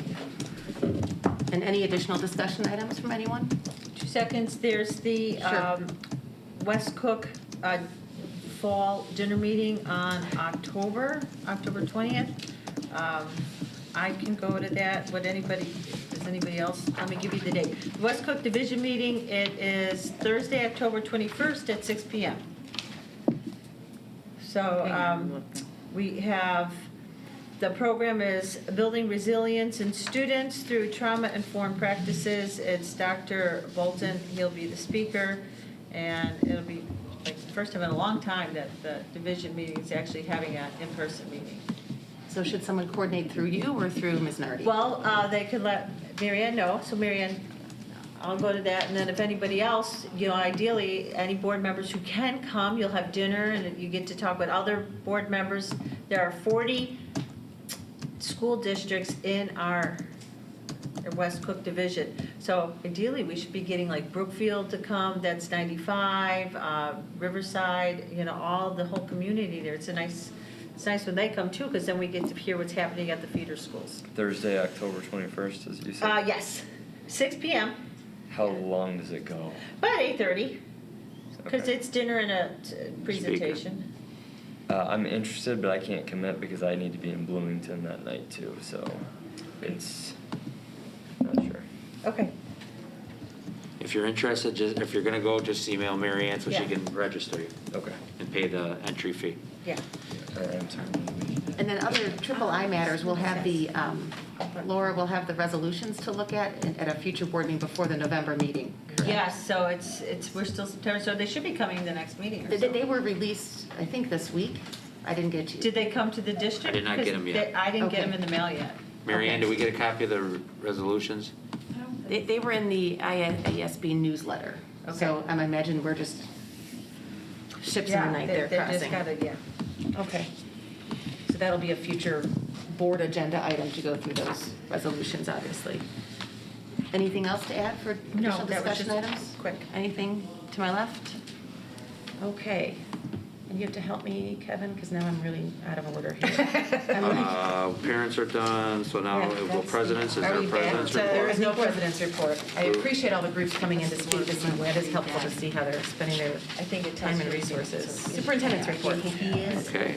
Thank you. Short report for me tonight. We completed the first 6 weeks of the school year. The district has implemented the governor's executive order related to vaccination and weekly testing for our employees who are not vaccinated. Our nurse and nurse's assistant have done an excellent job managing testing for staff and students. Everyone has done a great job with our safety protocols.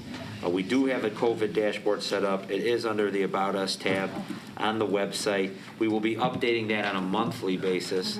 Currently, we have 95%, just over 95% of staff vaccinated, and we're at 59.1 for students. Policy advisory you'll see a little later in the packet, but there is an update was sent to the policy, Ramona and Laura, and the administrator is requesting the board to review that. This will just make things more consistent, aligning our policy to the contract. So when the business office and HR is dealing with timesheets and tracking of comp time, it aligns with the same terms that we use for union employees. Therefore, a little more consistency in record keeping. And that's it. There's no other updates.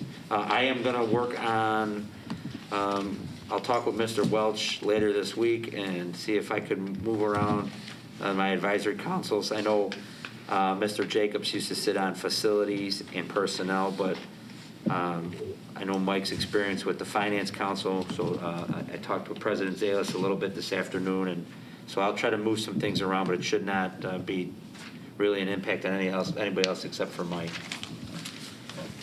Yeah, because the councils are your councils, right, Dr. Skinkis?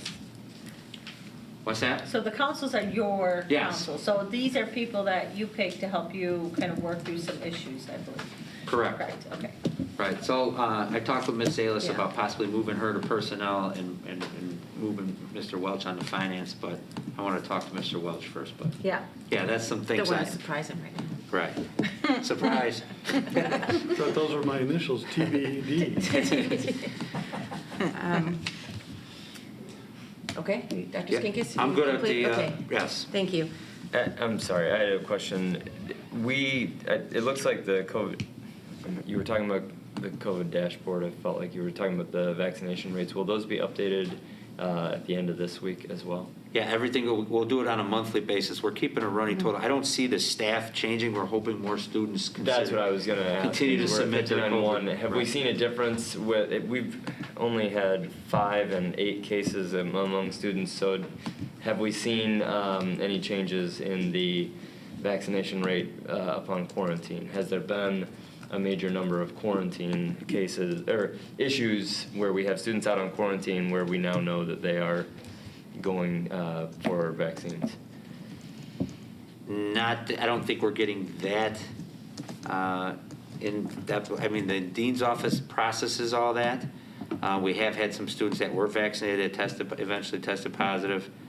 But we haven't gone to specific of, hey, now that you're quarantining, are you going to get vaccinated? We just, No, my question would be, are they now already starting to provide that information? Yes, Dr. Freitas is sending home like bi-weekly reminders on Instagram, Facebook, and our parent emails about turning in your, so as we get them. We also have our nurse, even if we're not getting their vaccination cards, our nurse's office has access to the state eye care system, which they're looking up students to see when they're checking the other immunizations if they've been vaccinated, and we're adding them to this 59 point. Okay.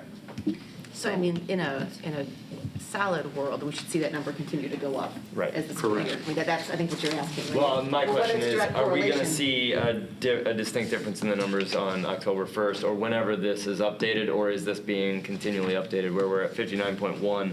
What I know it was at 52 during registration, so it has gone up. My question is, do we expect to see a marked difference, or has this been a gradual increase? We're that's starting been to progressively kept to upward? plateau. Yeah. More than I would like to see. So we're Sure. working, we're having the nurse check it, we're having some people check it. But you are only updating it monthly, so you're not going to see it throughout the month. Yeah, right, correct. The biggest thing about the monthly is the cases. We wanted to just update those on a monthly basis. Okay. Well, we will continue to encourage students to get vaccinated, to turn in their cards, and then we're looking to continue some opportunities here for vaccination. We've done about 4 or 5 vaccination clinics, starting in May, June, July, Right. August. So we're going to kind of get it going again as well. Okay. Yeah, as a student, I haven't seen many communications regarding if I were to get vaccinated now. I've been vaccinated for 6-7 months, but if I were to get vaccinated now, where I would turn that information in. So that might be good, because I know there are situations in which the student is the one pushing to get vaccinated. Their parents might not be, and the student is, and then the parents wouldn't likely be, the first to jump to submit that to the school and to get that information. And it seems like that could just save everyone a step, like an email, a post, whatever it might be, to just say that, hey, if you get vaccinated and you're not in the system, here's how you can send that out. It's a good suggestion. Thank you. I have a question. Is there a reason why we're not updating it weekly? It seems like by the time a whole month has passed, it's more difficult to see a trend. These 8, did they happen at the beginning of September? Did they happen gradually? Is it 1 a week, 2 a week? Did they all happen at the same time? Because the unvaccinated rate is so high, I would like to see it weekly if possible. And I'm not asking for a weekly chart, but maybe we could say October to date. Do you know what I mean? Yeah. So that way it doesn't look cluttered. Okay. But we should, again, you're asking for a work to be changed, and so that we should discuss that among the board, again, with the president. And maybe we should get some information, how much work would that take for staff to do that? And then as a board, decide, are we going to ask our staff to do that? I understand you would like to see that weekly. Information gathering that we're asking for. So yes, as a For me, as a common larger sense thing. is weekly. but so Laura, you can tell us what common sense is. What would you think would be a good? So what we would do, what we just want to be careful, one board member that we don't give assignments out. So as a board member, you raise something that's important. I think, going to our president, maybe you might want to find out how much work is it to do that weekly, or maybe they can answer that now. And then as a board, we would decide if the work outweighs the need to know every week. Is it enough? So there's a question of what frequency and in what format we could see this information. So I would actually defer that to the administration. Are there other ways to put this? If you could let us know if other, how frequently you're discussing it at an administration level. My assumption is you're discussing it more frequently than monthly. Yes. I think that's. I was going to say, Gaskell's so point. let me reframe the question. No, and is there a reason why we're not seeing weekly updates? So maybe they'll come back with a bi-monthly or something, but I think, we can let the administration come back with what. But I think the question I'm hearing is, can we see this with some additional frequency? Can parents, can the community see it? It's a reasonable question. It's a reasonable certainly. question, but we also don't want to create so much work that we impede something else. I don't think we're going to assume that reporting a number that we would know is too much work, but I Well, understand find your out. process. We just got to find out. Sure. Yeah, I think that would be good on a weekly basis because that really does interest me because I feel like as a student I truly have no idea what the COVID situation is at RB, right? Like I know one person who maybe knows another person who tested positive, and recently this week I've come in, I guess potentially come into contact with someone who tested positive, and that's in my class where that happened. We're all like, what are we supposed to do? You So know? I think that's probably a good question you've raised. Maybe I would ask either Dr. Freitas or Dr. Skinkis to just maybe refresh the group on the COVID notification protocols, because I am confident that the team is following a consistent approach for people who've been in contact and close contact. Can we spend 3 minutes on that, if you'd be so kind? Yeah, you looking to do that tonight? I think if you could, if it's off the top of your head. I mean, we do track this on a daily basis if we get notification of a positive case, and we do have a running list. One of the things that I talked about with President Zalis a few weeks ago when we posted the monthly was just keeping track of our vaccination rates similar to some of the other schools and total cases. Because we're not in the situation where we were in last year where we're tracking a matrix or doing those things. Actually, almost 60% of our students being vaccinated and 95% of the staff is actually really high to a lot of our local high schools. So we're actually heading in the right direction. I don't think it would be a major undertaking to just like as of, September up to, so it's just a running total for September, maybe not having to create a chart for a weekly basis, but just updating it, per week by month, but we probably could do that. I don't think that would be a major undertaking. But I think it's also helpful for Claire and our other students and parents to understand that the lack of notice about contact is not through a lack of diligence. There is a process being followed. What we heard from parents last year was stop sending the emails every time there was a positive case. And now that school is open and the state is really, wants kids back in school, we're not sending home, we're only notifying close contacts. So if you're not notified of a case, we're not doing the mass notifications. We notify the staff if a staff member is positive, but really the focus is strictly on the close contacts that come up through the contact tracing. And just to add through contact tracing, those students, they're notified, parents are notified, they receive correspondence. I mean, contact tracing is just part of our duties, what we do, consistently and frequently, Everyone's interpretation of this data is going to be their own. However, with September 28th, we're not at the end of the month, and there is an update on September that I don't believe was there last night. So I'm happy to see that it's there, and we see that there's 8 cases in September. But I think last night, I could be wrong. Maybe I didn't read. That might be August. No, I'm looking at it right now. Okay. And it says 8 cases among students and 3 among staff in September. In general, where are you looking? I'm under the About. So there was a note in the board Friday packet, update. so I just followed it from under the About tab. Is it in board book or on our website? It's on our website. Okay. So it is now posted on the website, but like I said last night, I do not believe I think I only saw August, and so it apparently got updated today. At least that's to the best of my belief. And it's good that I'm seeing it in September and not in October. And along the same lines as Lorena as Ms. Gaska has mentioned, I think it would be nice just to have a sense of, do we have, to me, that's a good low number, except, 1 is too many, but it's at least a generally low number for. So I would suggest that we ask Dr. Skinkis and the team to review the material they have. I mean, obviously they're getting it daily, and I wanted to make sure that Ms. Hansen heard that there was the contact tracing going on and that there is a robust program in place, because I think not getting a notice isn't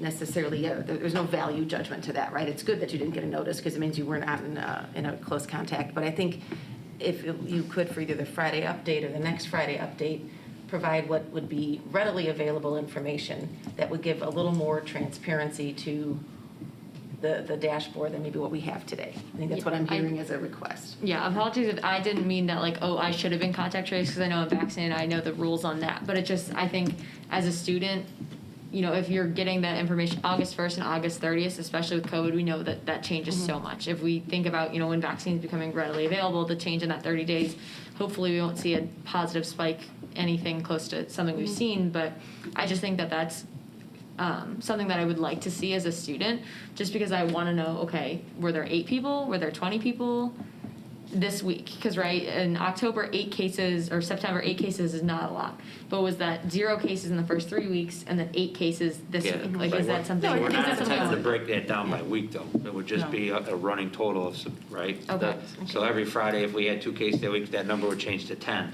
And it would go to 12, right? It's just, At least we would have, and I think that's broken down. I think at least we would have some sense of where we stand within the month. If you care enough to look at the number, you're gonna go back and check it and know, you know, that, you know, it's progressing. And if you don't, that's at least a brief enough snapshot, and I think I mean, that's you fine. think about So IDPH or CDC, Sure. and their frequency of update is on a 7-day rolling average. I mean, this, I think it's a fair point that you can't get real-time information. So I think whatever is reasonable, but also gives a little more transparency. I think you and the that's team what we probably have some. discussed, right? We would start for the first month, Right. and then we said, let's see what kind of feedback. Right, and this, I think the point you made also, Dr. Skinkis, is that schools are coming up, there's no template here, we're kind of making this up ourselves. Right. So other schools approach it slightly differently, some don't have any information being reported, some have a lot of information. I think this is kind of in the middle, and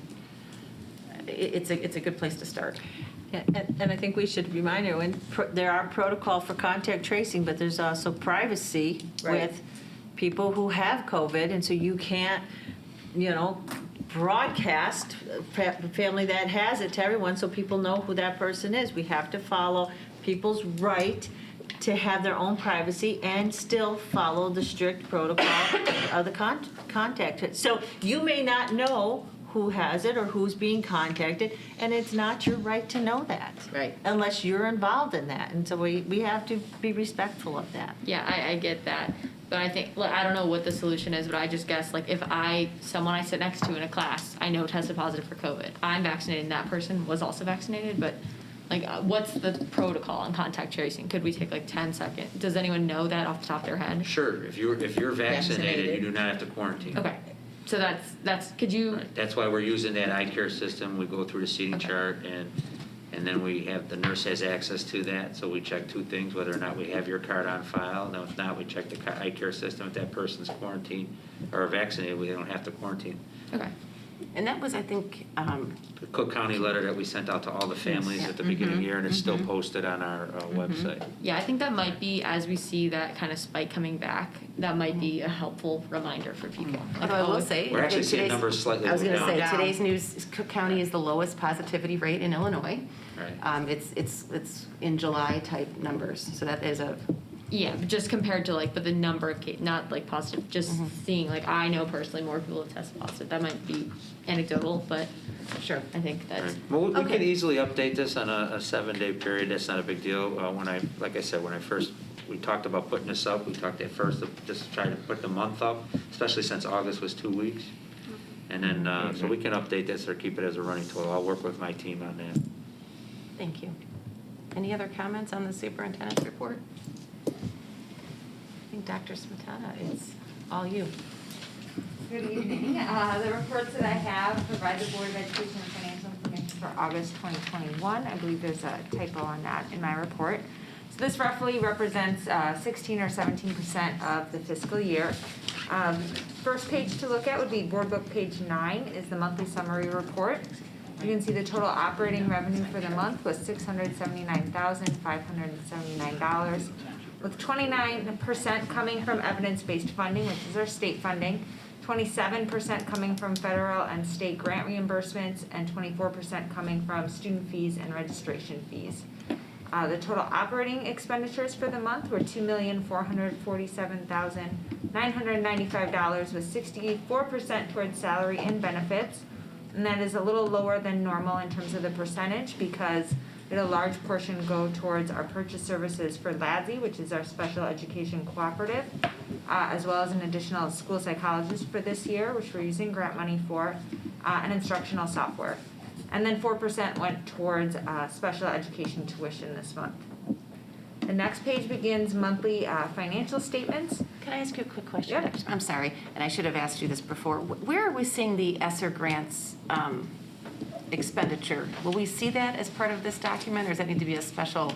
Oh, you will not see it as a part of this document. It'll hit in the expenditures with whatever the expenditure is. So if it's supplies versus. Okay, yeah, that makes sense. Okay.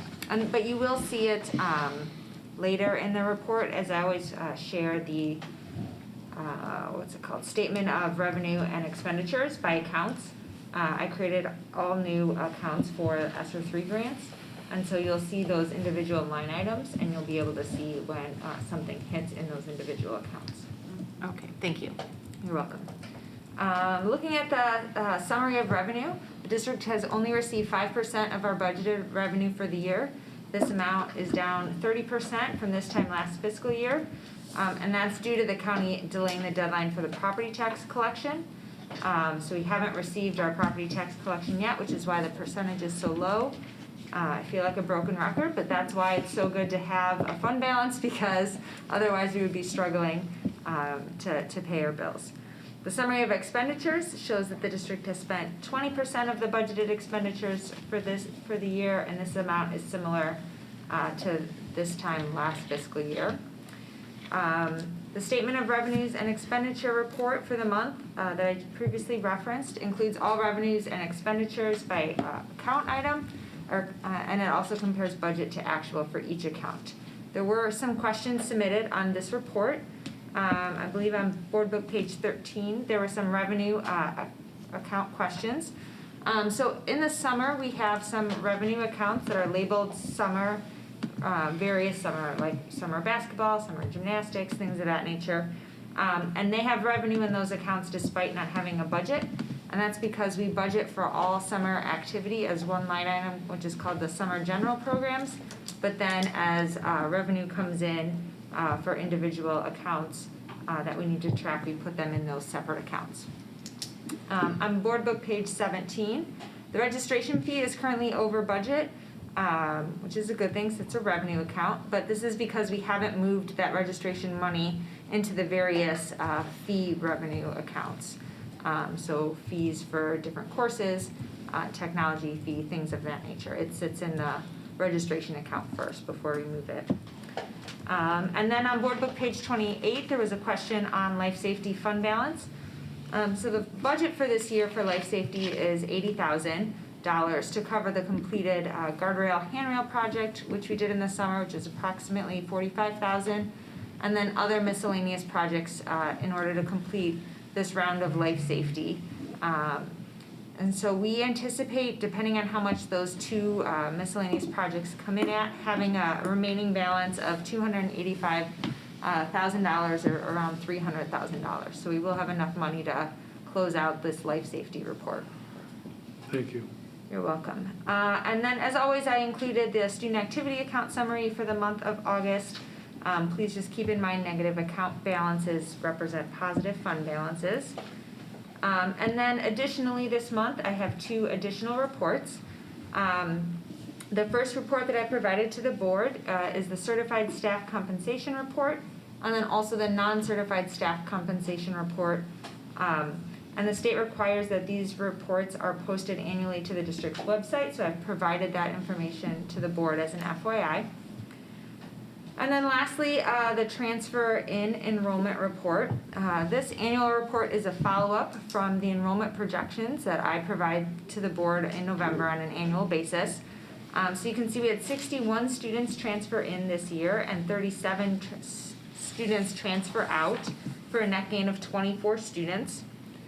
And then if you look at the overall projected in-house enrollment, that was 1,600, and the current enrollment is, the projected in-house enrollment was 1,599, And the current enrollment is 1,600 students for a difference Good of one job. student. That's Thank amazing, you. Kristen. And the difference in total enrollment is 11 students. So total enrollment includes all of our students who are outplaced in special education and all of our transition students. So the reason that was off when looking at our total enrollment is because we had about 10 students stay on for transition services that we weren't accounting for in that initial estimate. And tell me if I'm wrong, but they also changed the law. Correct, yes, and we had some students choose to stay on for that as well. Right, they made it through now the day before their 23rd birthday, is that correct? They can finish out the school year. Of this year, they turn 22. Yes, correct. Gotcha.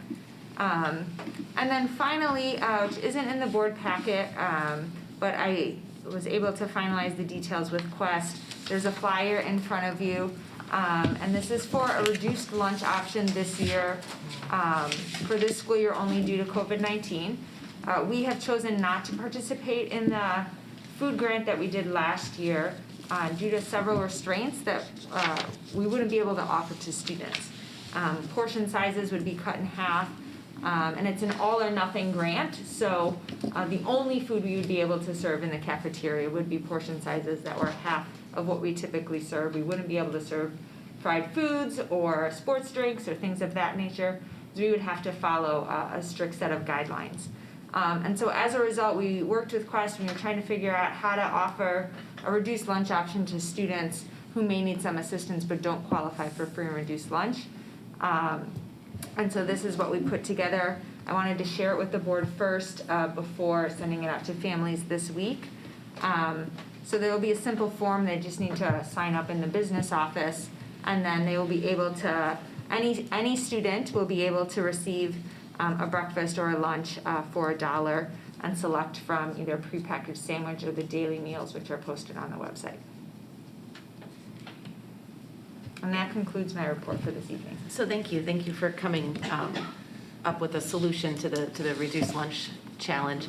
So for students who may not be interested or willing to come forward, but a counselor or a trusted adult knows that they could be eligible, will there be some outreach to families or students as well? Yes, and we also plan on, we're only going to email this home and put it on our website and let staff know about it. But then we also plan to send a hard copy home to families who may have applied for reduced lunch but didn't qualify because their income was too high.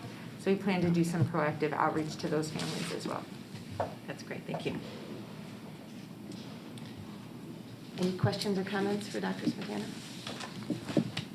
I'm reading this right, that every student would qualify if they. Yes, any student. Okay.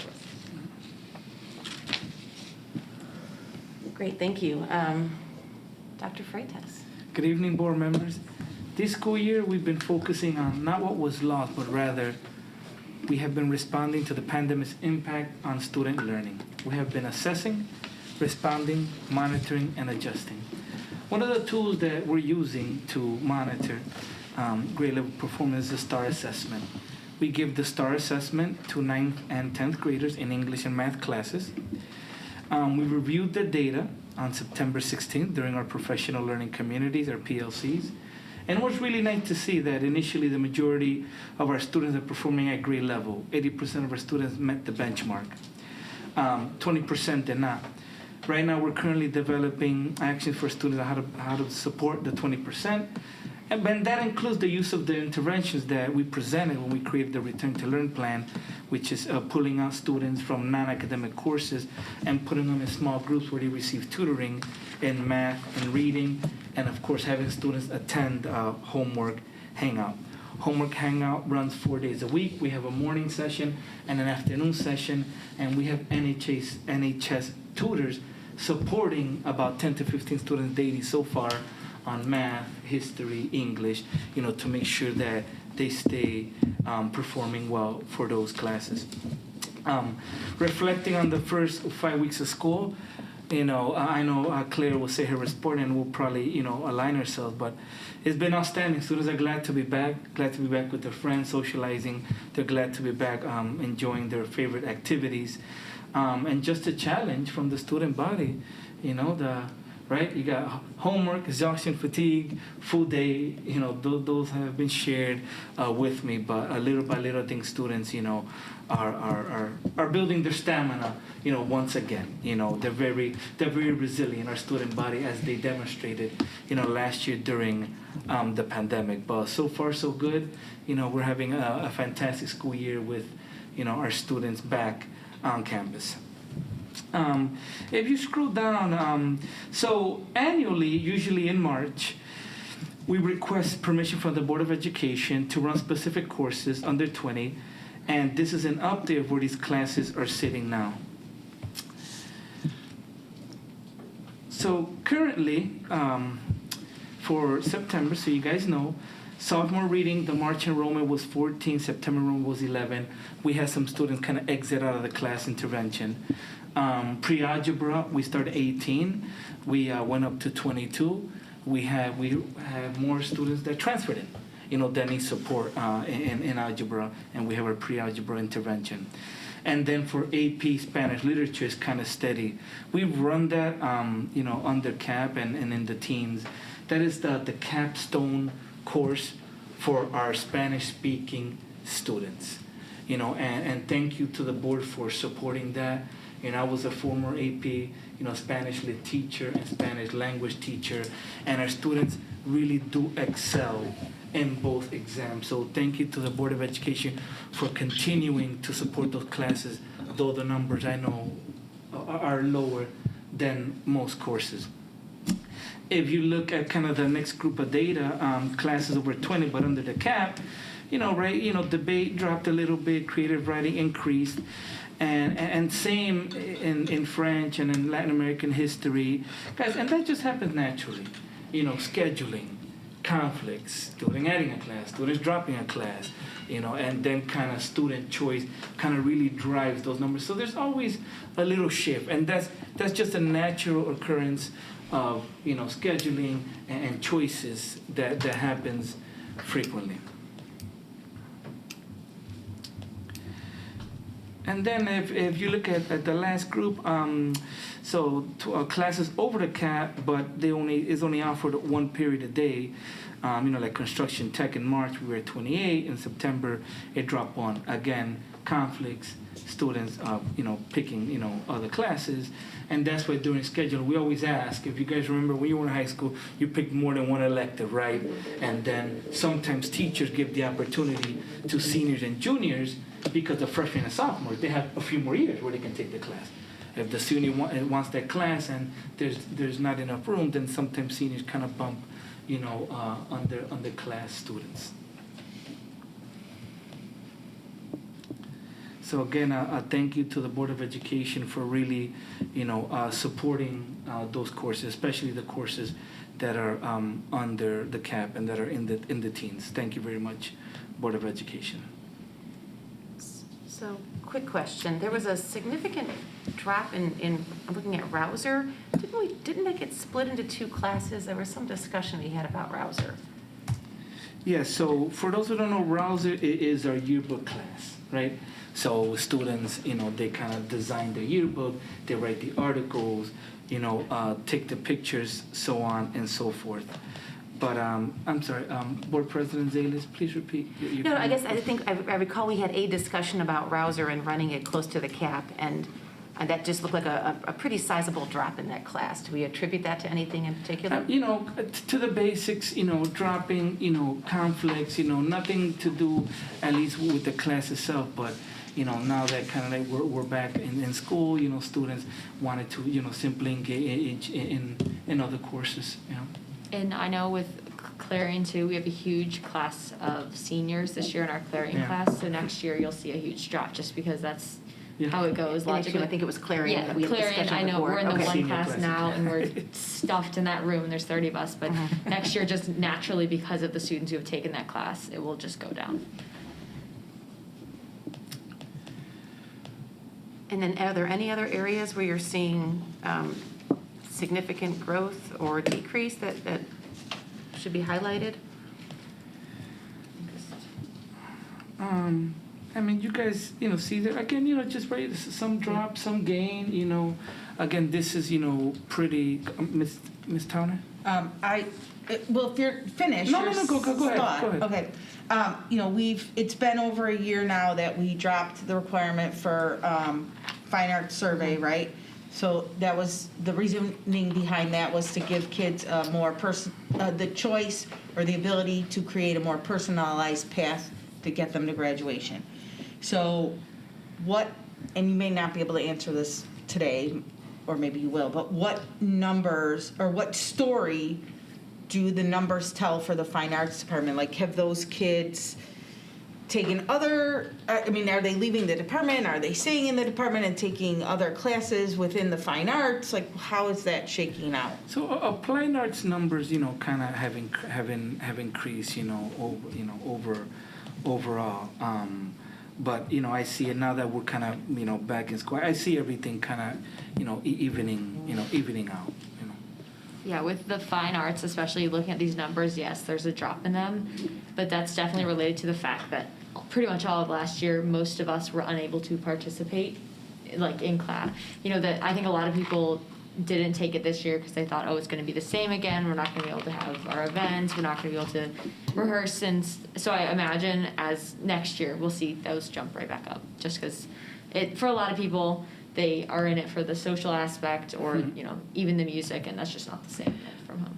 But I think highly also, we have to be careful on anecdotal information because the fine arts includes music and the painting, writing abroad. So is it Kylie who brings us the numbers? Because when Fine Arts Survey was here, we had a much smaller choice of classes to take. We didn't have all the dance, we didn't have all the writing, we certainly didn't have all the music courses. So now that we have so many fine arts courses that fall into that umbrella, you see the students really spread out. So who normally brings us that report? This would be the report you're referring to. I think the fact that, Claire caught it, I'm not sure if if you look at all the music classes for below cap, you have, honors madrigal 24 out of 30, you could still run that rather small, but like concert marching band's 25 of 40, jazz band 24 of 40, honors orchestra 26 of 40 seats available, 19 of 40 seats available for chamber choir, 25 for 40. So that's a pretty significant drop from, but as Claire stated, and I think we talked about this during the staffing and even with the whole Mr. Loeb situation, like we need to keep an eye on this if this is a sign of just the year of COVID and its impact on sectioning, or if there is students deciding now to take other classes, because the old waiver to get out of fine arts survey was you could show years, I think it was 3 years in 3 or 4 years in another performing arts class. 4 years in band to get out of fine arts. Or choir, because we redid that waiver about after 4 years. After I was here for about 4 years, we did a waiver process, right? And so now, some of those students may not be taking 4 years of choir or 4 years of a band. Right. Because they're taking something else. Yeah, but specifically concert marching band, that one, I think we can attribute to that at all, because concert marching band is only freshmen, maybe one sophomore or junior. I would say most of them aren't, especially since that's not required anymore. They're not savvy enough to be trying to game the system, getting out of the class, getting into it. And also, out of the 3 main feeder schools, 2 of them did not meet in person or virtually or do anything with music last year. Right. So that would directly, for this year, show that 7. So I think that's But we don't have the rest of the fine arts here. This is what I'm saying. So we don't have the visual, we don't have the dance. So this is not the report to show where students went in fine arts. No, you're talking about the full sectioning report. Right. This so is the just the 20 music in a class. Yes. No, it's not just music, because there's things like studio arts on here. So it's anything that hit the Either cap below or hit the cap, cap. above the cap. So this is not the report to show what happened to the fine arts. No, you're asking about Mona the was sectioning asking. report. Yes. We gave that last spring with the section. Yes. Laura is correct. This year that we did see an increase in all of our visual arts classes, our drawing and painting, our ceramics, things of that nature. So to answer your question, students chose to go there and they chose to go to applied arts. And that's what happened when we, because that was part of the committee, and plus I have been on that for 16 years, that's what we had hoped would happen when we removed that requirement, so that we didn't force students to take courses that maybe they didn't want to take. Right. That they were more interested in a different area in fine arts. Yeah, that report was reported out in May, and that's when all the orchestra talk and everything was going on, and we saw like a 40% increase in visual arts and applied art. So to answer Mona's question, that's the spring report, that's not this report. Okay. All right. Well, it's going to come after, obviously, registration, but. Probably need a little prep for that question, Ramona. Well, we just need to, out of the highlighted sections, Dr. Freitas, as the principal, you need to work with the instructional coach and teachers, right? Because I think what happens is, when it gets to the board level and to my level to present it to the board, when there's numbers that are off like this, right, that's what brings up that whole staffing conversation, right? And then things get spun that, it's the board trying to kill fine arts, or these are the numbers. So we need to, if we're looking to build that program, that's why we put Mr. Loeb, we worked out the agreement for him to be at District 96. We need to encourage students to get involved in the fine arts, right? It's a numbers-driven process.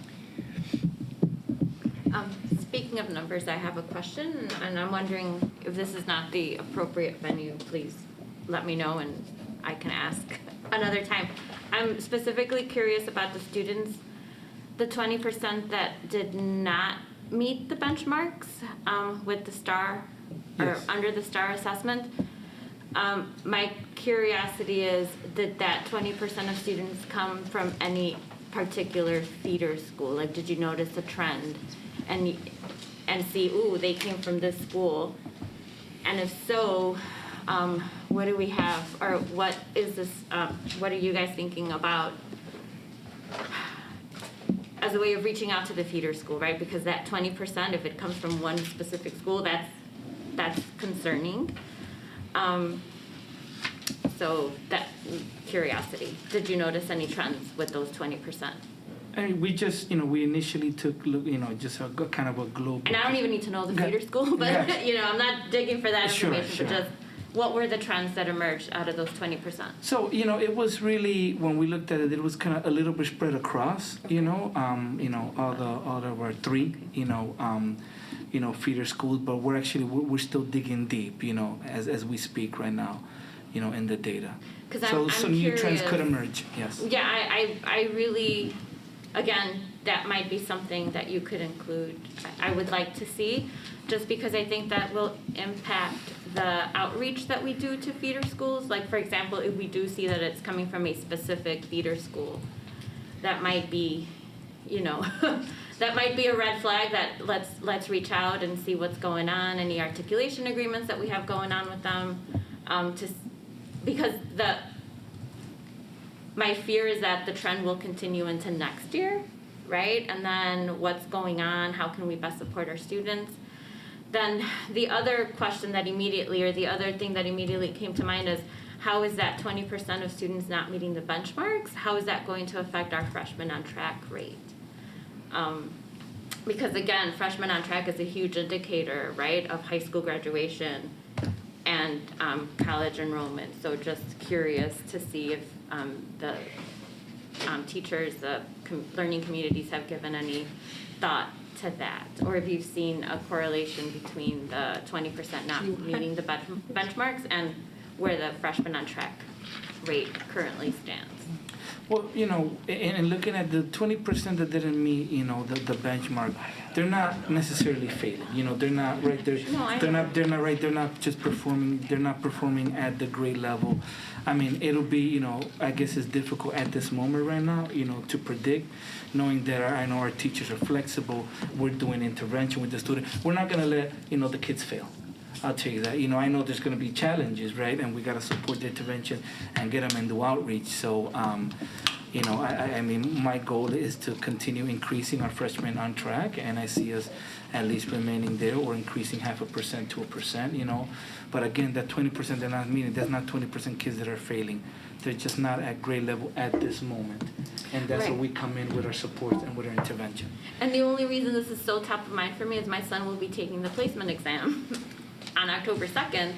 And for me, it's like, oh, great. He's been out of the building, right? It's been rough. And now, bam, 5 weeks, 6 weeks into the school, we're now going to assess him and the rest of the 8th graders. And now his high school classes will now be dependent on that assessment. And he might not meet the benchmarks. So again, it's gonna affect, as we've been talking, it's gonna affect not just this incoming freshman class, but the following and the following and the following. And the more we learn from this class, I think the better off our students, the more supports we'll be able to have in place for them. I agree. Okay, thank you.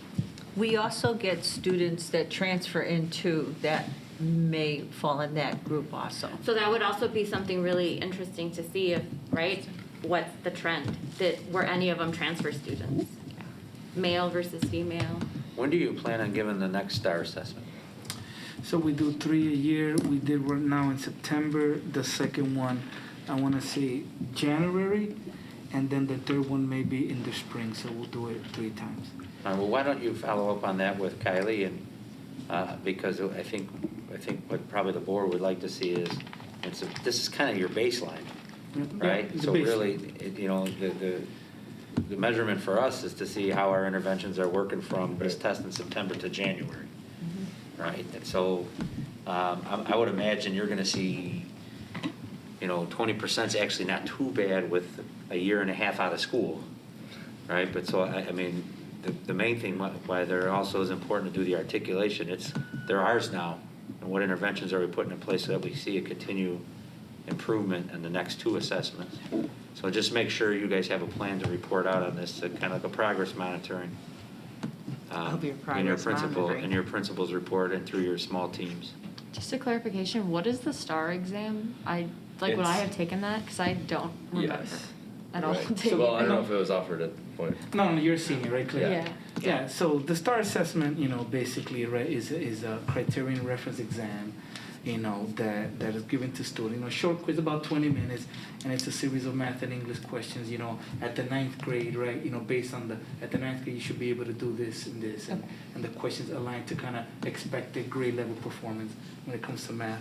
It's like an abbreviated MAP test. And it's done in class, right? It's done, yes, So correct. It is done It's in not a class. standardized test that you're thinking of, it's a checkpoint. Okay, thank you. Yeah, I just don't, I'm familiar with that myself. And I don't know if you were using it to the point where Claire would have been. This is the first year of full implementation. Right, so it wasn't being used then.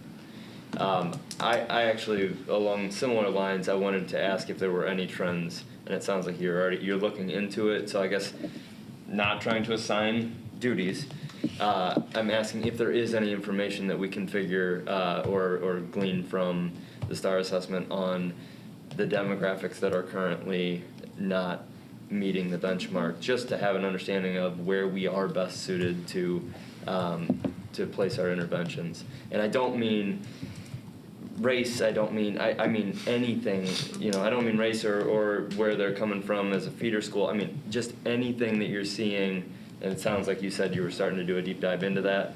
And so whatever information can come about, I think I'm going to speak as my classroom teacher, put that hat on, is say, students are re-engaging and we're seeing a willingness for a lot of students to come back into the classroom, but it's still weird. It's weird getting used to being back in school after having been in a weird pandemic year after following a spring where we were out.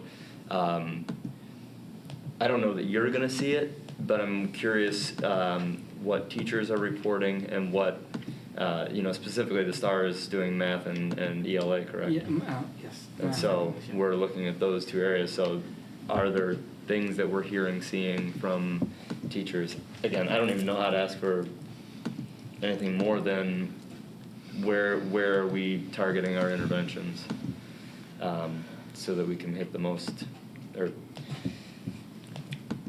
in a widespread way, capture the most bang for our buck, hoping to get people back on track and re-engaged. So not a task other than asking, whatever you see, please let us know so we have a sense Well, of and it. it sounds like we want a regular update on this section, Yes. right? Yeah. I mean, to state the obvious, and not likely waiting for the January next round, but on a monthly basis and part of your report, I think it's helpful to know, some of it's going to be anecdotal, I think, to your Sure. point, but any type of deep dive and analysis you're going to have would be helpful. Well, and I think beyond anecdotal, I think we can try to talk qualitative. I mean, Mhm. it won't be quantitative, but if we can start to talk about the qualitative data that we can get out of this.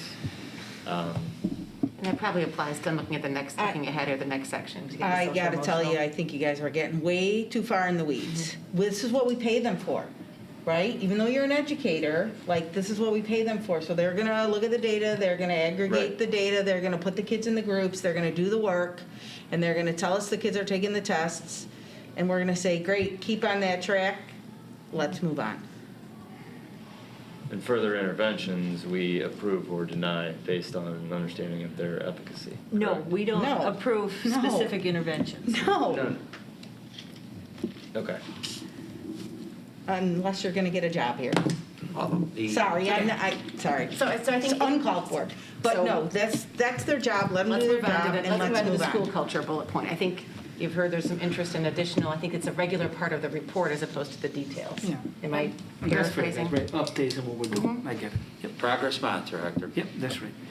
Guys, my next item here falls under school culture and operations. You know, one thing that we also prioritize this year is our students' social-emotional, well-being. To find out where students are currently at, we implemented the Satchel Screener. The Satchel Screener is a digital tool, a survey, that measures students' self-awareness, self-management, social awareness, relationship, and responsible decision-making skills. It asks a series of questions, from 1 to 10, how good do you feel about working with others? From 1 to 10, do you know your strengths? Do you know your weaknesses? Those type of questions. We did administer it in early September. Currently, the data is under review and action steps are being developed.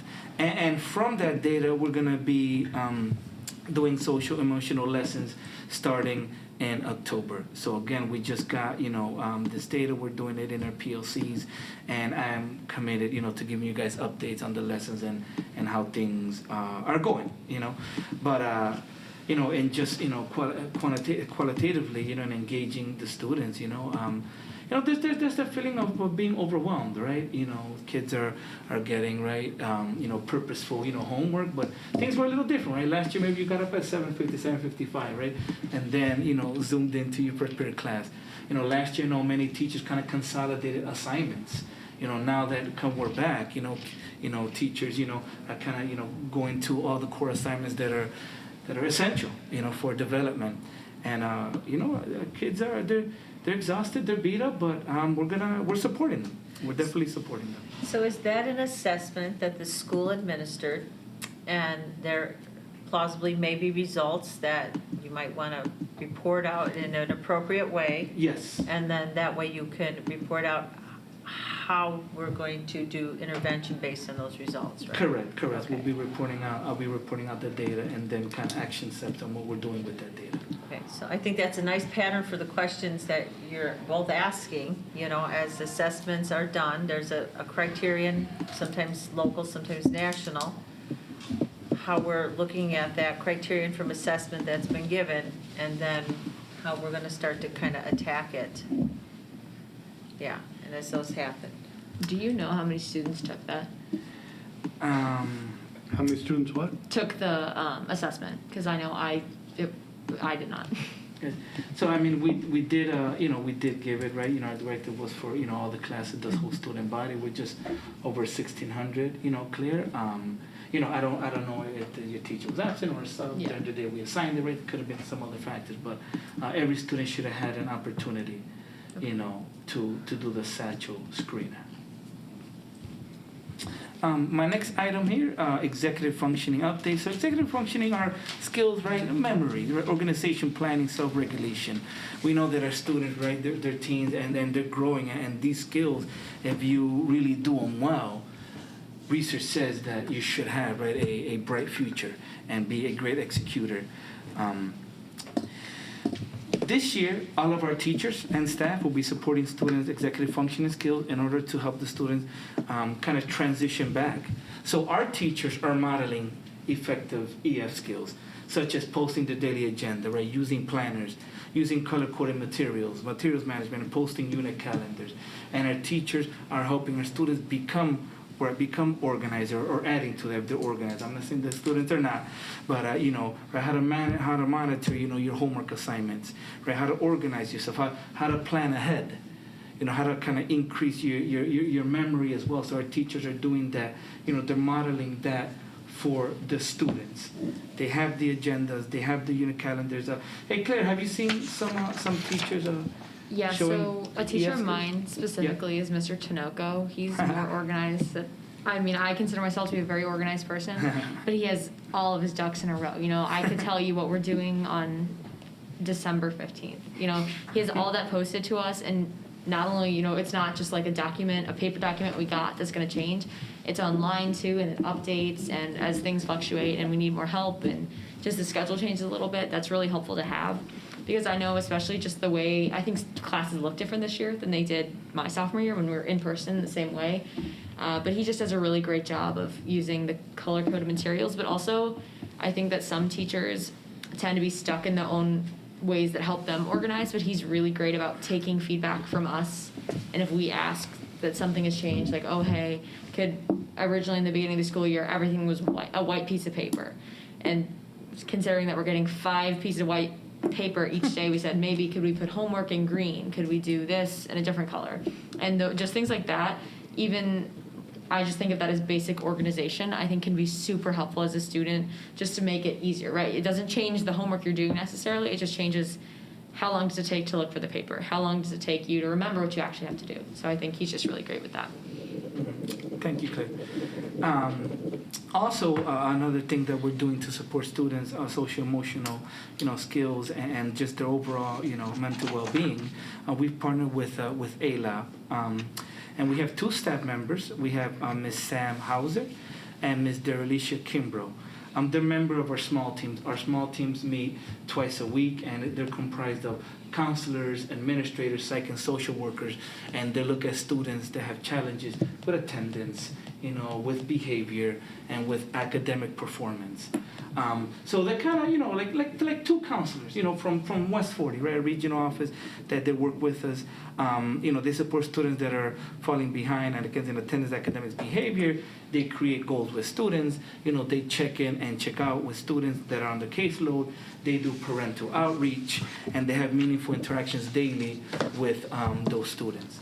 And it's really, it's working out well. They have their own office in the Best Buddies room. So, with our ESSER funds, right, we were able, to support 2 kind of additional, counselors, right, to really support our neediest students. And I'm really, grateful for that, because our students, need that. They need that check, and they need that trusted adult, right? One of my local goals that I've preached since the beginning of this pandemic. And, big shout out to Sam and Alicia. They're on board running, and they're supporting, our students.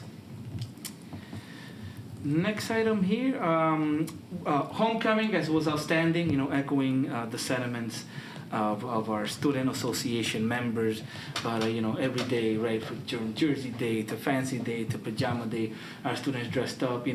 I do the best I can to post daily, if not every other day, so you guys can kind of see what the school culture, is like. Please follow us, comment, like it, the heart, the emoji, everything we do. But because I do try to, do my best to post at least daily, if not every other day, so you guys can see the good things that are happening at the Board of Education, at the school.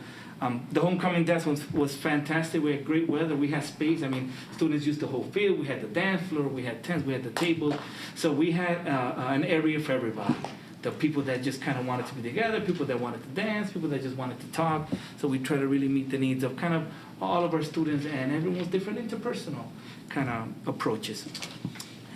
Parent-teacher conferences, one thing that we learned from this pandemic is the use of technology and Zoom to just be more efficient. And, one thing that I got from parents about last year is that they really enjoyed having the parent-teacher conference via Zoom, right? They were able to meet other teachers for 5 minutes. They didn't have to leave their home. They didn't have to fight for parking. Guys, parking is a struggle. It's a battle. We're kind of limited, right? We're next to the zoo. We have the stadium. I mean, maybe some of you board members struggle today, because we got a soccer game. We have a volleyball game. Maybe you guys kind of experience, some of the struggles that we had. But, I've received a lot of positive feedback. Before we did it, at the field house, and it was great, right? We were in person, people meeting. But sometimes inadvertently, maybe some parents monopolize the time, and people, okay, this line's too long, and they left and went to another teacher, and maybe they missed the teacher too. Man, we have to go. It's getting late. But now that we went on Zoom, people were able to see all 7 teachers for 5 minutes, and if for some reason there was a conflict, teacher followed up, with the parents, personally. So we will be, I love this practice. I know many people do, maybe not all, but I do want to, we will be doing parent-teacher conference via Zoom and scheduled. We'll be sending information to parents on how to schedule it using Skype, where there's like a little tutorial video on how to do it. Parent-teacher conferences are October 21st. We have a 12 to 4 session and a 5 to 8 p.m. session. Our attendance rate, so we're ranging right now from about low 94s to 95. There's our average daily attendance per week. We started with 94.6. We went up to 95, and right now we're currently at 94.2. Traditionally, around this time, we're usually in the 95, maybe 95 and a half. So, a small dip, but, nothing that we can't recover from. Can Dr. Smith-Tanner, Dr. Skinkis, is this historically good, 94, 95? Or, 5 years ago, were we lower than that or higher than that? If you can recall, that's... Usually the first couple of weeks are our best attendance weeks, so usually we are higher than 94 in the first couple of weeks. But for like a school year right after COVID, that seems pretty good. Correct. I would agree, but of You course, also have the kids that are counting us that are quarantined and we're asking to stay home. And correct. So they're absent from those numbers? Yeah, they're excused, but they're out of the quarantine. They're still not in personal attendance. Okay. But that's included in this, yeah? Like, they're included They in don't it. they don't count as showing up then? Correct. Okay. Yeah, I thought that was pretty good for the beginning of this type of year. Yeah, I would say so, but again, right, our goal is always to be above 95. And we're doing our outreach, we're sending our correspondence, communicating with parents, but, this is where we're at, right? From the pandemic. Where do we get our money, Kristen? Because attendance, what was it, at the 10 o'clock hour? Attendance where the state would count who's in attendance for our reimbursement? ADA used to be the sole variable, but it's not. EBF took over, Right. for that. So that average daily attendance isn't a factor anymore. That's about You still have to 5 report years, it. 7 years now, 5 years maybe. ADA is, yeah. About the last 4. But it's not a funding factor. Okay. Next item, vaccination rate. I know our superintendent mentioned, so 95.3% of our staff have been vaccinated, 59.1% of our students. And then our community, these are people who have been fully vaccinated. For one single, those numbers are much higher, 68% in Riverside, North Riverside, and 65% in Brookfield. I want to thank all the community members. Thank you all. Our numbers are pretty good. Next item, one of my local goals is for every student to have a trusted adult. It's very important. We know if a student has someone they can count on, they will do better, and they would be more engaged. I gave a preview of the trusted adult pre-survey. I will do a post-survey early second semester, December, January, and the numbers are a little higher now. We're 1305, but 1,257 students of the 1607 responded as of 9/23. 79% of our students say they have a trusted adult. And they named all sorts of teachers, they named all sorts of administrators, our social staff. So that's where we're at. 78% of students have responded. There's a group that hasn't responded yet. I'll make sure, I'm currently working on getting, that 20% that hasn't been able to respond yet. Does that mean that 100% of the respondents say they have a trusted adult, or does that mean that 79% of the respondents? So yes, out of TOEFL 7, so out of the 100% of those that responded, 79%. So everyone that's responded is saying they have a trusted adult. Correct. And what was really nice to see, and once everything's clean, I'll give you guys an official and kind of final number. But everyone was named. Any from math to the histories to the theaters to the administration. So it's really nice that students see people of all roles as a trusted adult here at RB. That speaks to our culture and the positive culture that we have here. I mentioned a little bit about homework hangout. Next Saturday has some good news here. So RB, we're part of the largest EL English Learners Consortium in the history of the state of Illinois. I want to send a special thank you to Dr. Kapta, Superintendent from Penoyer, SD 79, Dr. Ryan Toy from Riverside 96, Dr. Fitzgerald from North Riverside 94, Dr. Pelzet from 107 Pleasantdale, and RB's very own Mr. Armando Venegas, special education teacher and EL coordinator, and Mr. Kevin Baldes, who is our director of special education, and Lydia Cavinta, who is our principal consultant, our direct contact from the Illinois State Board of Education. We were able to receive $5,500 for our EL students. Those funds will be used to support our bilingual parent advisory committee, the BPAC, tutoring for ELs, PD for staff, and guest speakers. The other one's just a general announcement about athletics and activities, right, Doctor? Yes, yeah. So, all of our sports, are running or planning. I mean, we're in the fall season, so all of our fall sports are running, and an absolute majority of our clubs, are up and running. There has been no team quarantine, not like this past year. And come support our Bulldogs. You all are welcome. Both indoor and outdoor events. When indoor, of course, we have to wear our masks. But if you saw the football game, it was a beautiful sight to see. Everyone was here. And then our procedure. We wanted to get into the procedures, right? So Dr. Freitas, I put the original draft in the Friday update. The board has a hard copy as well as there's a copy attached to Dr. Freitas' report that says draft. So after further review, I put in the Friday update 2 weeks ago that I would be reaching out. Every Monday I have a Zoom call with all the high school districts in the entire state. Then we have a West 40 call on Monday afternoons, and then I meet with the South Suburban Conference on Friday morning. So I had 3 pretty good networks of high school superintendents that I was able to talk to and see how they're handling, procedures for attending an overnight or in-state event. So I attached board policy 6:240. So the board's responsible for approving any field trip that's out of state or overnight. So even if it's in-state, but it's overnight. Now the only things that are excluded from that are anything like IHSA or our FCCLA, some of those events that where students are participating in a performance competition, a capstone event. So we will have one coming up in January with Theater Festival. I'll probably bring that sheet to you in October. But the intention behind that is, those students are actually auditioning, doing college auditions, and then there's parts for like the all-state musical and all-state performance. And so they have to attend the Theater Festival the year prior to qualify, or they send in auditions. I'm not 100% sure how that works.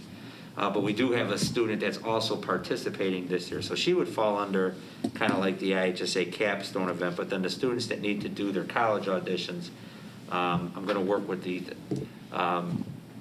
theater representatives, Ms. Johnson and Ms. Stanky, on getting those recommendations through Dr. Freitas and to the board. So what we looked at for this overnight in-state event, based on our last conversation as a board, Dr. Freitas met with the athletic directors, the activity directors, even some union reps, and we put this together. And then I met with Dr. Freitas and Ms. Smetana this morning. We looked at kind of like where the CDC is at on traveling and some of their recommendations. And so these would be protocols we would follow if someone qualifies for state, or if we have an in-state event that we really think it's important for students to attend. As you can see, we got some COVID testing requirements. Regardless of vaccination status, we're still asking people to take a test before they leave, and then within 3 to 5 days of their return. This aligns with CDC language. Now, the CDC language is for unvaccinated. Vaccinated are just supposed to watch their symptoms, but because we have students that are vaccinated, unvaccinated, staying in hotel rooms, riding a bus trip, longer than a traditional bus trip, we thought this would probably be the safest protection for us. We've also have seen some cases this year where people have tested positive and are vaccinated. Yeah. So just to prevent an asymptomatic case popping on a field trip or on one of these overnight events, we put some testing protocol in place. We'll limit the number of attendees. In the past, we used to send a lot of alternates down for a state event. This year we would only send the required alternates. Mass, transportation, length of stay, we're working with our sponsors and coaches that we would limit the length of stay. Obviously, if someone can compete at a state event where they can go the morning of and compete and not have to stay overnight, they wouldn't need to do the additional testing. It would be treated just like an away athletic contest. So we have that in there. We're encouraging that, but we're also limiting the length of stay. The other arrangement will cause some financial impact, but not a lot, is instead of putting 3 or 4 students per room, we're going to go to 2, just to allow for some additional social distancing. And if you look under, on the last page, under the quarantine, this is something we came up with, so reserving an extra room. So if you have 10 participants and 2 sponsors, right? That's a total of 12 participants. We'd normally get 6 rooms with these standards, 2 per room. So we'd actually get a 7th room, and we leave that room for a quarantine room. So if a student started to experience symptoms, we have a place to isolate the student until we can reach their parents or come up with an alternative plan to get them home, or alternative ways to address it if there's COVID testing available. But I think what this provides us is a nice protocol so that we can at least handle our in-state trips and requests and anybody that qualifies for state meets or matches.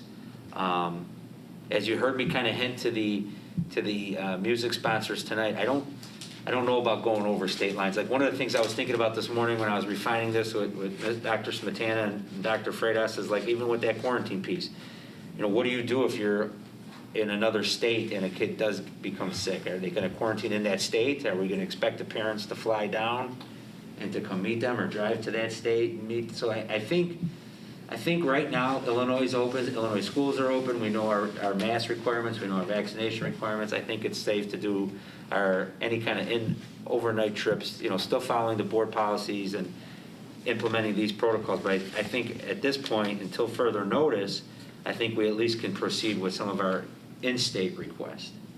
If numbers continue to drop and other states around us continue to drop, and we could then implement easily the CDC requirements, which have, clear guidelines for vaccinated and unvaccinated. But I think at this point, this is, getting through the first 6 weeks of school, this gets us a nice launch point to address some things that may happen early this fall or later this winter with Model UN or any of our fall sports, if anybody qualifies. And so this is just a little kind of progress update for you, so that if I do need to bring 1 or 2 events for board approval because they're an overnight trip, we would limit the requests coming forward to in-state for right now, and these would be some of the protocols we would be following. Not knowing a lot about some of the things that have been going on in the last months, what is the 24-hour testing? How does that work? Who pays for that? Where does that come from? We have free testing on site. Our nurse and our nurse's assistant are CLIA certified. We approved that. We got that approved last spring. We have Buy and X Now testing, which comes free from the state and the county. And so we have the rapid testing that people can get tested right in our nurse's office. So we would address all the testing for the participants on campus, just like we're doing right now for anybody that's symptomatic or feels they're a close contact and want to be tested. Okay. And so then the nurse keeps all that confidential. Correct. And she guides who can go and who can't, and instigating the protocols or the quarantining or correct contact tracing, whatever might happen from. Yeah, it then trickles to an administrative process where the deans get involved and some of that, but okay. You know, the feedback I was getting from a majority of the soups was, you know, and this is very similar to where the board was. State's open, we should be doing things in the state just like, you know, within our state. When you start crossing state lines, that gets a little different. But a lot of the superintendent feedback that I received is that stuff in state. And then that's where we have dialogues, and a lot of the superintendents were talking about implementing something similar, a test before they leave and a test when they get back. Okay. You know, as an added blanket of protection. So I think, I mean, I'm fixating on the overnight issue, right? This is really for overnight visits. It's not for Correct. For all-day football games or other things where people are obviously putting themselves in various degrees of exposure situations, but this is ultimately for those overnight events. And then when do we see it? Does this expire at some point? Will it be reviewed on a end of the quarter, end of the semester? Just trying to understand. We don't want to. Not that it's a board policy; it's an administrative kind of procedure. But don't want to hamstring yourself to a point that we're doing this in a different era. I would think the IDPH, the governor, I think is more, as they announce that they feel numbers are heading in the right direction and they begin to loosen some of the mask mandates and some of those things, I think we can continue to revisit if this needs to be a requirement all year or on a quarterly basis. You know, as I stated a little bit ago, I think the second thing you can implement, if numbers improve and the governor starts to reduce some of his restrictions, you could easily implement the CDC travel requirements, which are a little more lax for those that are vaccinated compared to those who are unvaccinated. I think that would be the natural progression. But this is consistent with what we're seeing other superintendents doing, other districts in the area. Correct. I think some of the superintendents that I spoke with last week really liked the idea of doing that extra room, having a designated quarantine room. So that I got some positive feedback on that. Originally, the second test, the test when you came back, and then the union, through Dr. Freitas' meeting with the union, thought, it might be better to do it 3 or 5 days after returning, so there's some time for the incubation period, what you're seeing with COVID, so. Is that still in there? I saw it was in there in the first. Yeah, that's in there. Saying that they will test 3 days after. 3 to 5 days after. We eliminated the immediate return. Oh. You got rid of the immediate return, okay. Correct. This aligns more with the CDC. Got it. For unvaccinated. I mean, the difference with CDC is that it's requiring it for vaccination, for vaccinated individuals, right? That's correct. That's the departure from the CDC, so it's a slightly more cautious approach. Oh, that we are requiring. We're taking a slightly more cautious approach. Yes. So the first time we would have to probably implement this would be with our fall sports. If one of our teams made state, Correct. they would Yeah, I think travel. activity-wise, I would think we got the Theater Fest. They need to submit their stuff in October. I know we have one all-state musician performing, and then we have a few students that need to do college auditions, but that would be the next group. Okay. I don't think we'll have much in the first semester. Model UN possibly in December. I'm not sure if that schedule changes. Isn't that a Chicago event, though? We don't Correct. necessarily have to stay downtown. Correct. We could travel each day. Right, that's why I said possibly. Yeah. That's February too, so we have some February. time. Yeah. It'd probably be just, well, we could talk later, but I mean, it might just be easier for them to travel like a team sport. You go Sure. there and come back, and then nobody has Sure. to go through all the testing and Right. But expenses. if we had a 8 o'clock start time for a cross-country match in Peoria, I wouldn't want to make kids get on a For bus at instance. 4:30 in the morning. I'm not talking about that. I'm Right, talking so- going to the Palmer Yeah, House, no, 25 yes, minutes away. absolutely. Yeah. No, that's why our length of stay, limit attendees, Right. we put some things in place to try to address all that.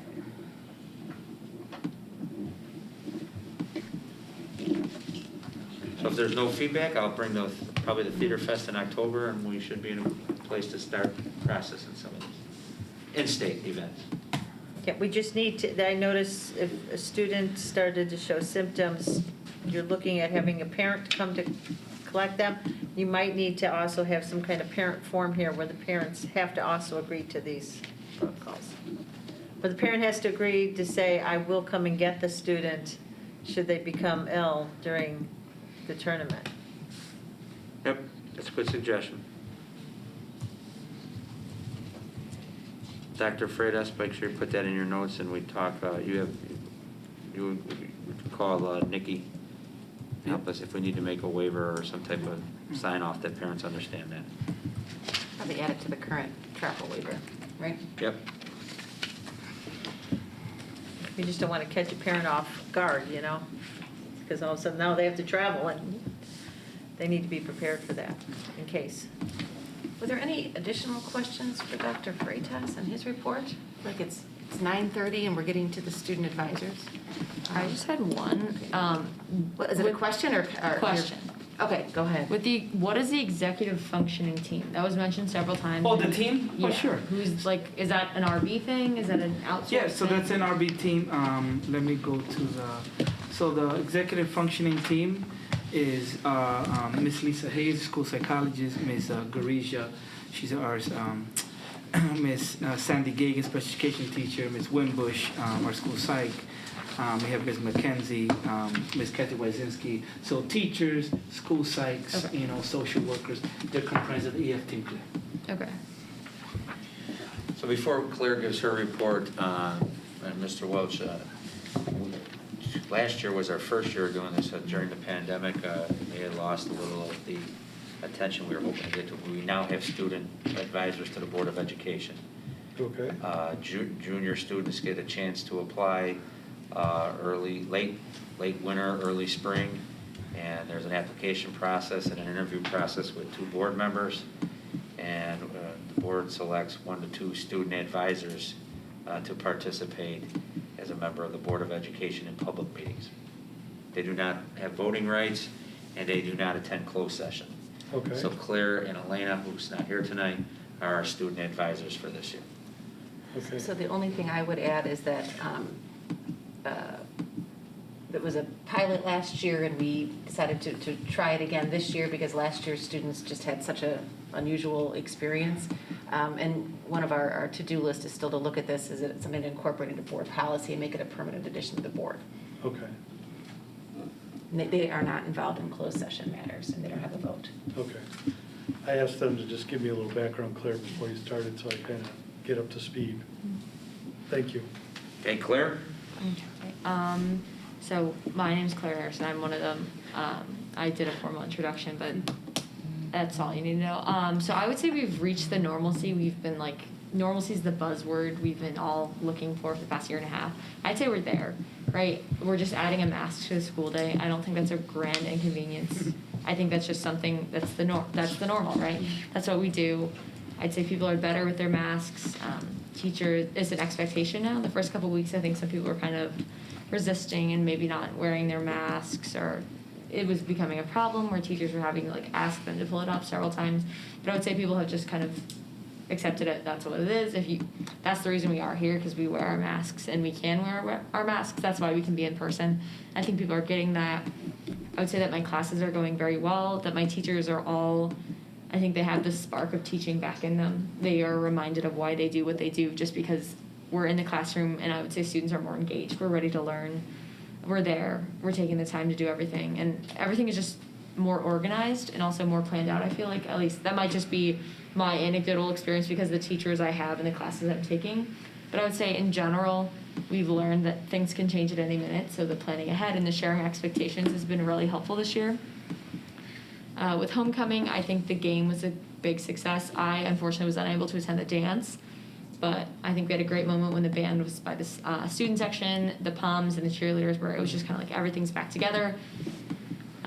Everyone said they really liked the dance, and some people I know said that they liked it more because it was outside and you could just kind of separate, because it's definitely a loud booming room if it's in the field house.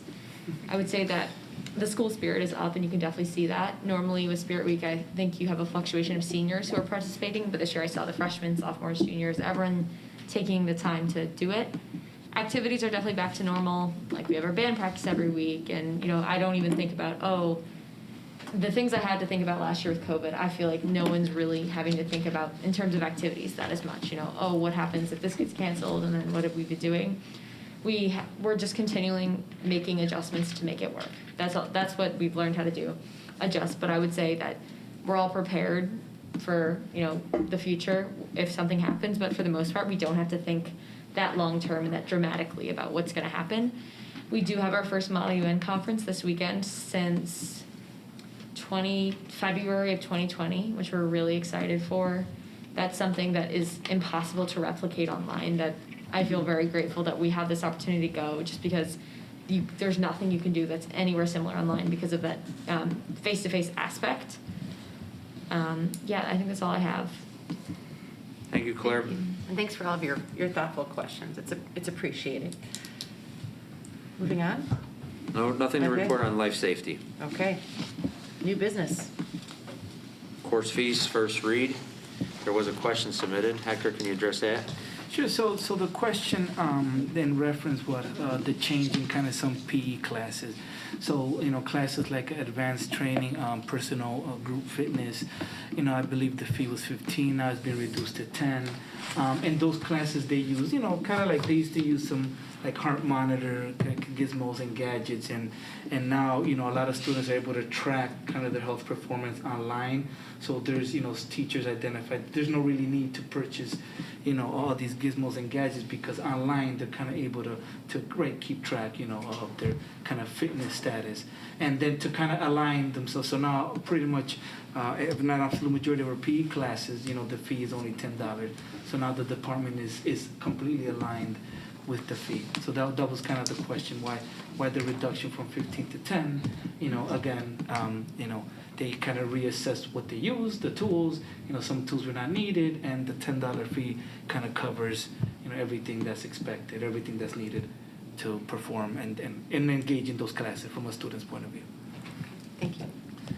Proposed curriculum guide changes. There are no changes to recommend this year. Usually that process starts in the spring, and then the curriculum council will meet in the summer. But where we were last spring with just getting back in the hybrid model and then spending the summer with the return to learn plan, we did not have any proposed curriculum guide changes. Obviously, we still have that foreign language issue that still needs to be at the forefront. That will Dr. Freitas and Ms. Lindquist will work on some proposals for us in relation to that. Moving on. Policy 310, I included a first read just for the board. As you can see, it just aligns the board policy to the collective bargaining agreement. Even though we have employees that are exempt and not in the collective bargaining agreement, this is one of those things, it's just easier for HR to track and the business office to track with time off if we're using a consistent standard of 40 hours. Any questions on that one? And that's a first read, correct? First read. Okay. That should get you to visitor statements. Okay. Anyone here for visitor statements? I'm looking, I don't think that's the case. Any discussion items? I think we covered them, but anyone else have anything else for the good of the order? Same with consideration of items for future meetings. Okay. Ms. Towner. The Board of Education, Township High School District 208, Cook County, Illinois, enters closed session for the purpose of considering appointment, employment, compensation, discipline, performance, or dismissal of specific employees of the public body, student discipline, purchase, sale, or lease of real property, probable imminent or pending litigation, collective negotiations, and school safety. One breath. Need a second? I'll second. Second, Mr. Welch? Yes. Yes. Yes. Yes. Yes. Yes. Yes.